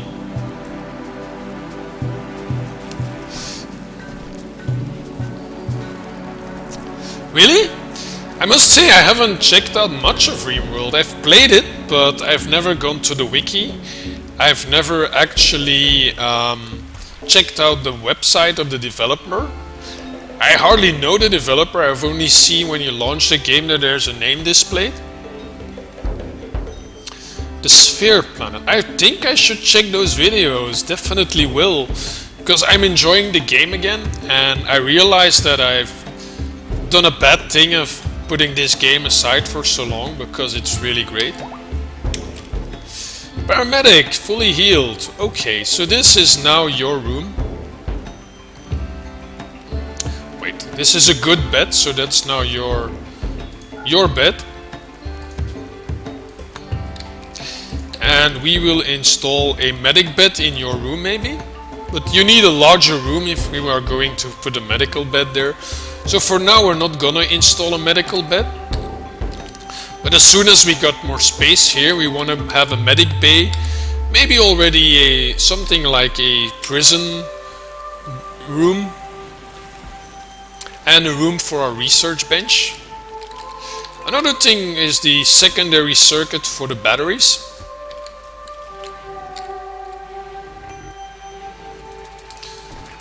But I'm a bit afraid of messing with the electricity further. Because suppose, let's just think about this for a moment. Suppose I make a new connection here, will that not short circuit? In reality it would, because you would have power coming from both directions. But if you do it in this game, suppose I put some batteries here and I connect that here to this line as well, that will not short circuit. No, because otherwise this would already short circuit.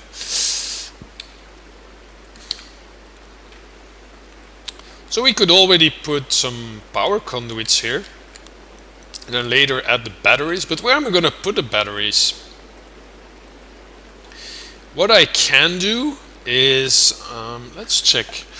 If I say expand build roof area, 1, 2, 3, 4 tiles out. That should be possible, right? So I can leave 2 tiles for walking, and then the next 2 will have the batteries. That should work. Yeah, 4 tiles out. We have it here as well. We don't have any support on the sides though, but I'm thinking that should work out pretty fine. Let's do it like that, and let's plunk down some batteries over here. And power conduits.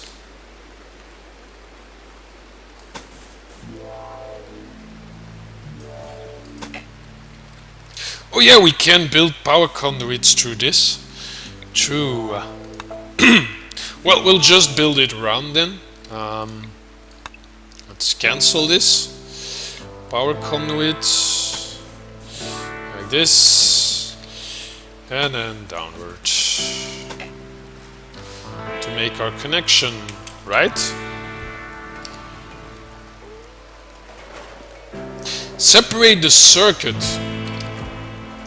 Yeah, but technically the circuits will now be connected as well, right?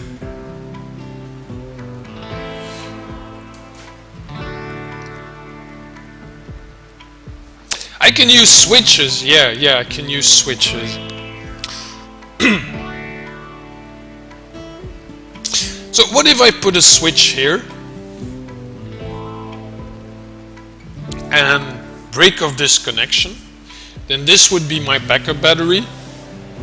And if I have an issue here, I can close a switch here and open this one. Would that be a sufficient safeguard?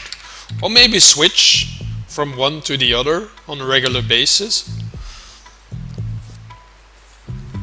Because now they're still connected, right? So I didn't have to do this, I could put them physically next to each other, but I don't think this is a bad idea to put them here anyway. Gives me more room here to... I may even move these ones over there then later. That's possible with the two switches, you mean? I guess you do. Let's just go ahead and implement that straight away. We will put one switch over here and one switch over here.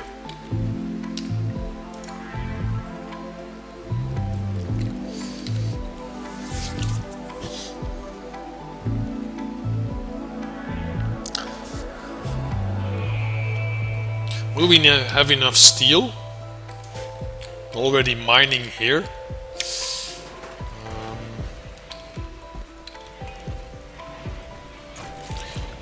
Still no research done. We should get started with research because we're gonna fall behind. Oh! What just happened?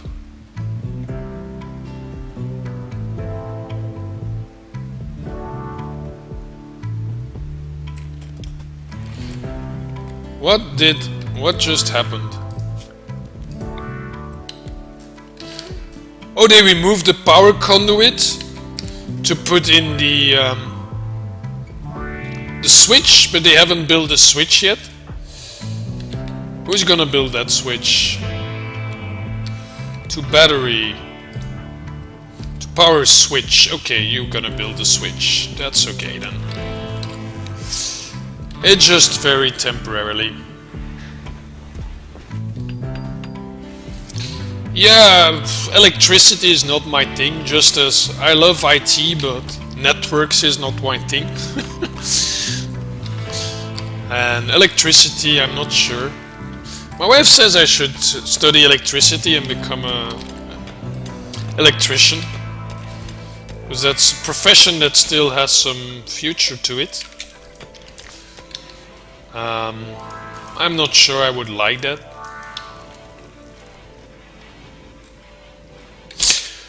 Right, I'm almost gonna round up the stream because it's getting very late here.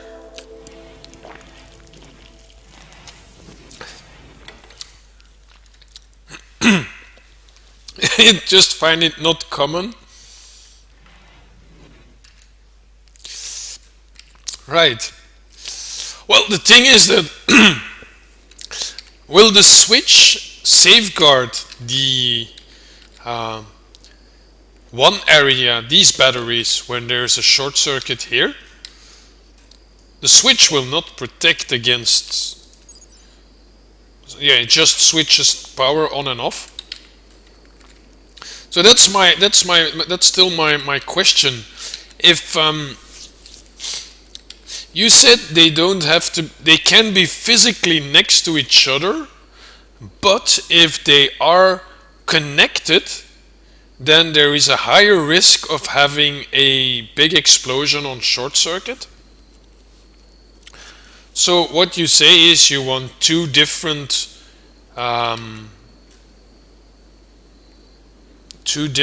how do you say it?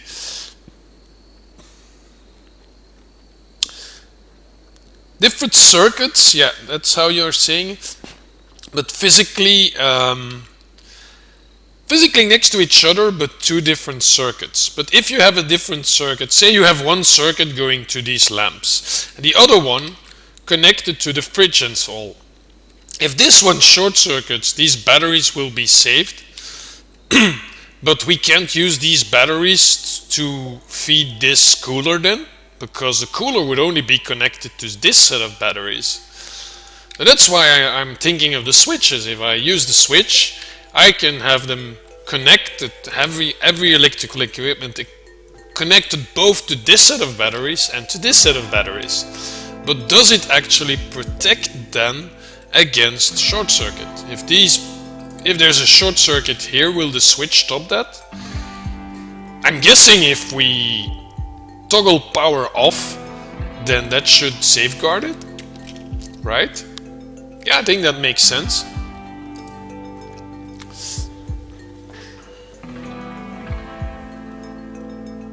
Yeah, 1 block away, I understand. Okay, we're understanding each other. It's a bit more complex than I first thought, but that's good. I know Prison Architect had similar things. In Prison Architect, and that's why it could be indeed the same engine, because I do tend to constantly connect my conduits to every single piece of electronics that needs electricity. So you can already see here that normally I shouldn't connect this lamp here, because it could get its power directly from this conduit, as long as it's not too far away. That's how I understand it, and that's how it also works in Prison Architect. So you just have to put some lines nearby and that should work. But something like a cooler, there you need an actual connection. For a lamp, it's just sufficient to be nearby. And in Prison Architect, you typically build different generators, but there it's not solar power, they're really big generators that generate electricity. And you really have different lines for different buildings and stuff. And there I had some complex prisons that I made where I actually had like 5 different generators, but each was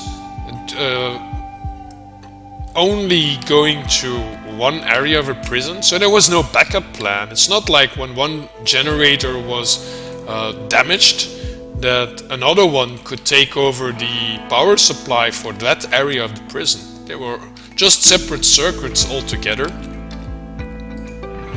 So I'm doubting that this is a good solution, but we're gonna try it. When it's fully charged, just close the switch.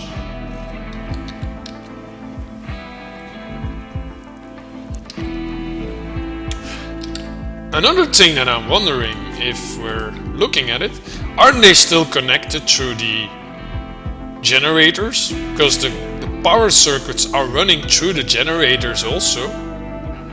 So can you even separate them all together if they're connected to the same generator? Interesting questions. I will have to look into this a bit more.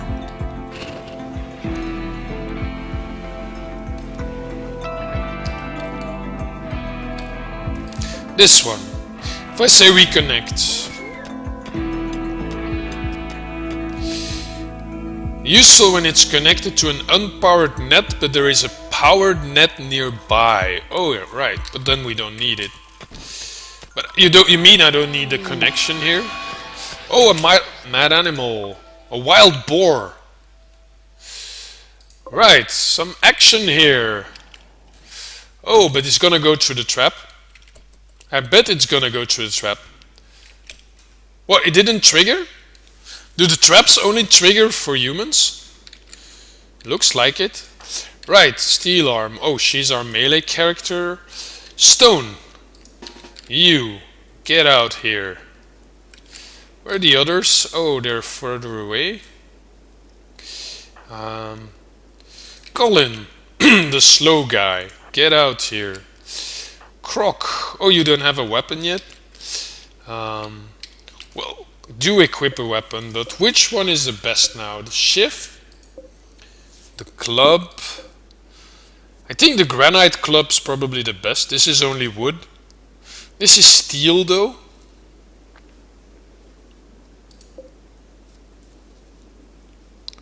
A club or a shiv?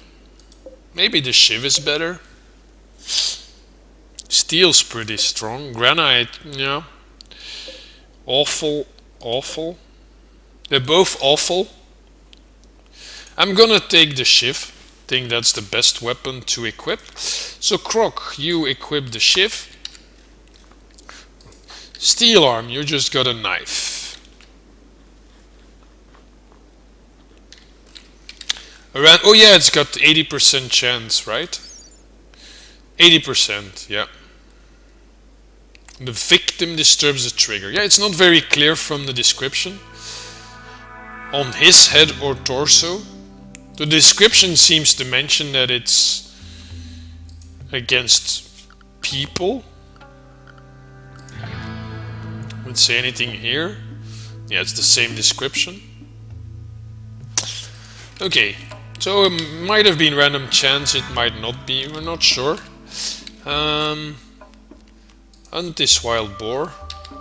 Melee attacking steel arm. Right, she does have a knife. But if you're heading for steel arm, I want steel arm right here. No, keep her away for the moment. Can we move her over there? So he walks through the trap again? Unfortunately, we haven't mined this yet, so she can't go through. She has to go all the way around, so that's not gonna... Damn, that's a shame. Otherwise, I would have wanted to check the AI here and walk over here to see if the animal runs to the trap again. That would have been hilarious. Wait, we're still missing... Oh yeah, Susie here. She's in bed. She's sleeping. Yeah, she's fully rested. She's gonna wake up anyway, I guess, but are we going to wait for that? She will have disturbed sleep, but her mood's still okay. How much longer? Yeah, the animal's gonna be there before her already, so they have to go all the way around. Other option? You mine this. Can you? Yeah, mine the marble. And they will move over here. Would she be able to mine the marble before the boar approaches? I don't think so. Maybe stone can take it down, but the others... I have to make a decision here, because if they have to move around, I have to do it now. I don't think the boar will be that much of a problem. She also has a melee weapon, and we have him with the gun. Oh,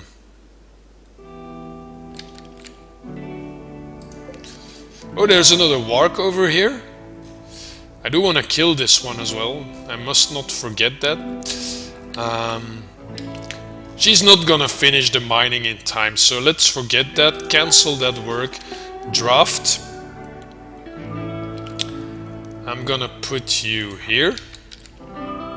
Well, as further away as we can to give the others time to catch up.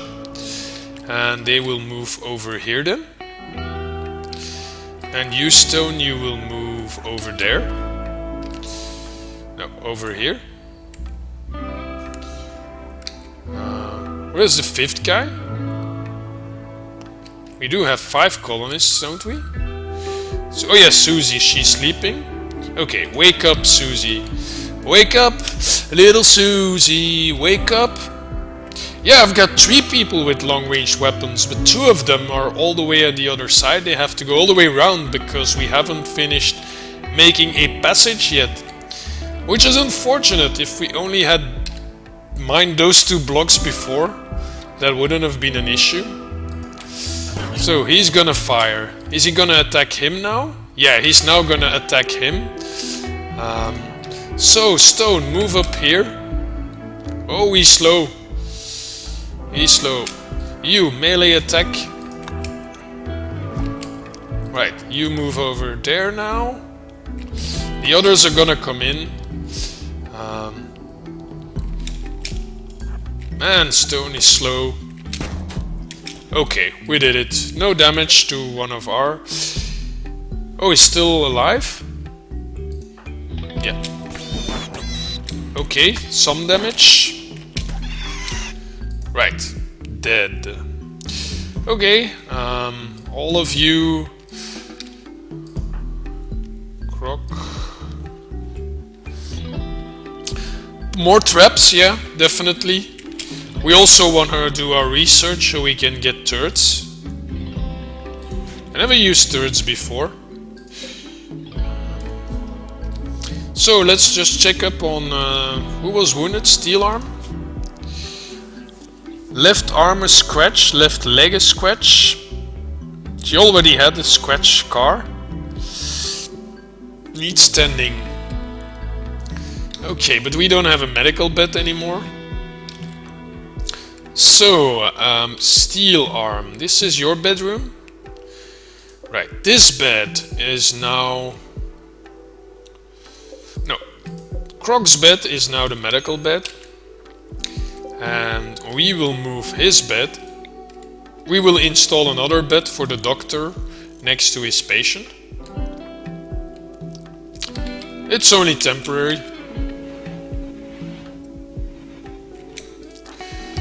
Where are you heading? Harvesting? No. You will go and rest.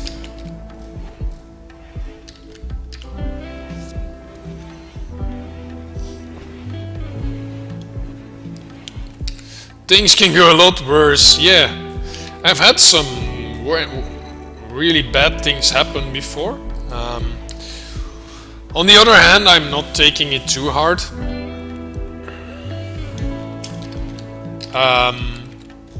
It's only some challenge in this game. I've already played rough as well, but this is just some challenge. Because I was also demonstrating the game to some of my spectators who have never seen Rimworld before, or only very limited. So I've chosen just rough, some challenge. I did choose random, so random events can happen as of the very beginning. And permadeath enabled. I'm not gonna save scum.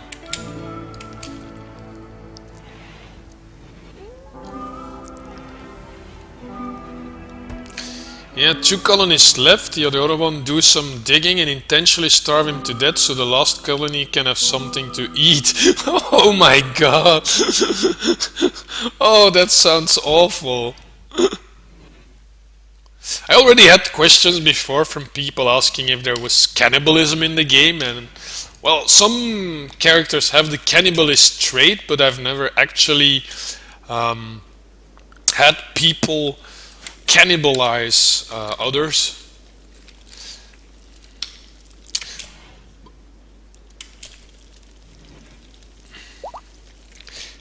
But besides, oh, Croc successfully tamed a turkey. So we now have a turkey. Perfect.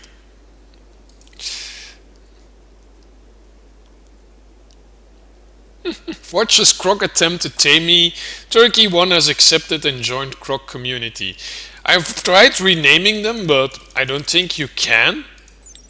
Which I think is a shame. Yeah, nothing of these is clickable, so... Right, training. Intermediate, so we cannot train rescue or haul, but we can train obedience and release.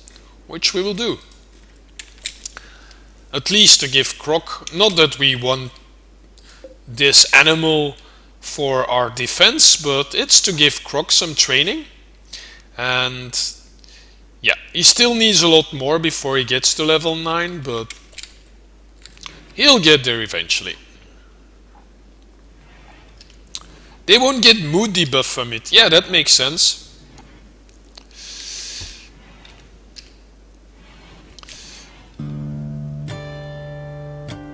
It's the only way to survive? Yeah, but that's in reality. I mentioned it in an earlier stream. I'm pretty sure that every single one of us, if you are really hungry and starving to death, and you have the choice between starving or eating human meat, you will eat human meat. Whether you would kill another human to get that human meat, that's maybe a different story. But if you have human meat before you, you will eat it. I'm pretty sure. If you're starving to death, of course, not if you have a choice. I don't think that's a matter of a question. That's just primary survival instinct of every animal, humans included.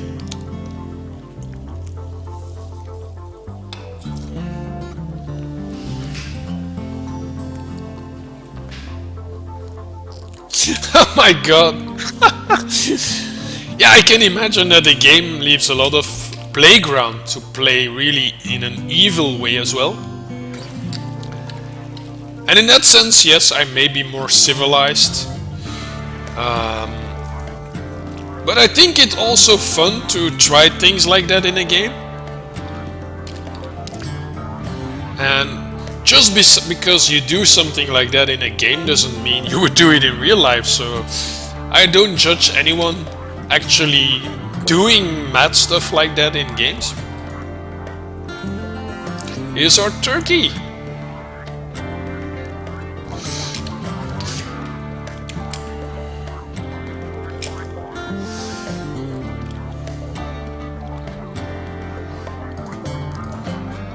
Berries and rice. Rice, turkey meat and berries. Rice, berries and pork. Pork, rice, pork meat. No berries? We have so many berries and you don't put berries in it? What a weird cook we have. Spoils in less than a day.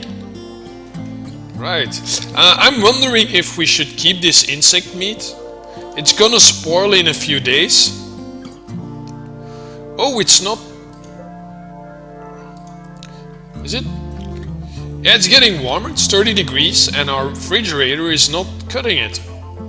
Despite a target temperature of -2, it is currently 2 degrees, so it's no longer frozen, it's just refrigerated. I'm wondering if I should put the insect meat in the animal zone.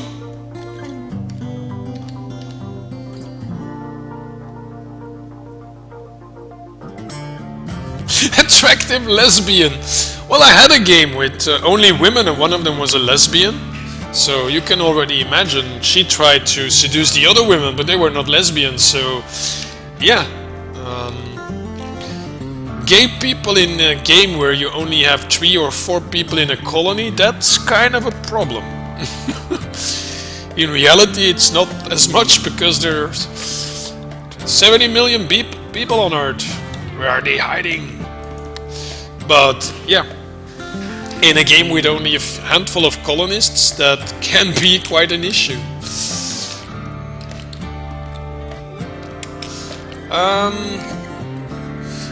Oh, Stone is doing research? Right. He can read my mind.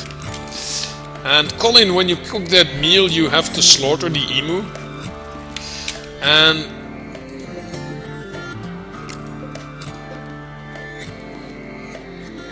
let's just add insect meat here.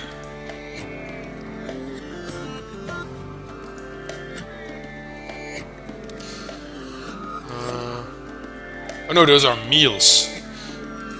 Raw. Insect meat. And here we will say not insect meat. Because I want to make room in our fridge. If it spoils, then too bad.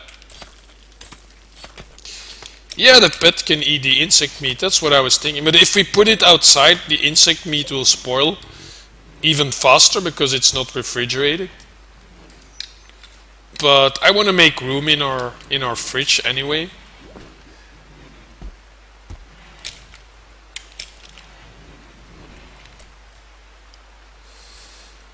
Right, I'm about to wrap up the stream because it's becoming very late here.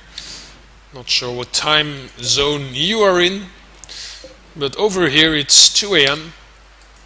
So enough for today. I'll probably be streaming more, maybe Friday, maybe Saturday. Depends on the schedule also of my friends and fellow streamers, Maddie Resker and Netherlands. I believe Maddie Resker will probably be streaming more XCOM 2 tomorrow. And Netherlands, I believe, had said he was going to stream on Friday. Not sure if he's probably going to do more Undertale. So I probably will be back on Saturday with more Rimworld. But if you want to make sure you know, follow me on Twitter or follow the announcements on my channel. Thanks a lot for watching, guys. Have a good night and catch you again the next time. And thank you for the follow. I believe that's probably Chucky. Yeah, thank you, Chucky, for the follow. And see you back next time.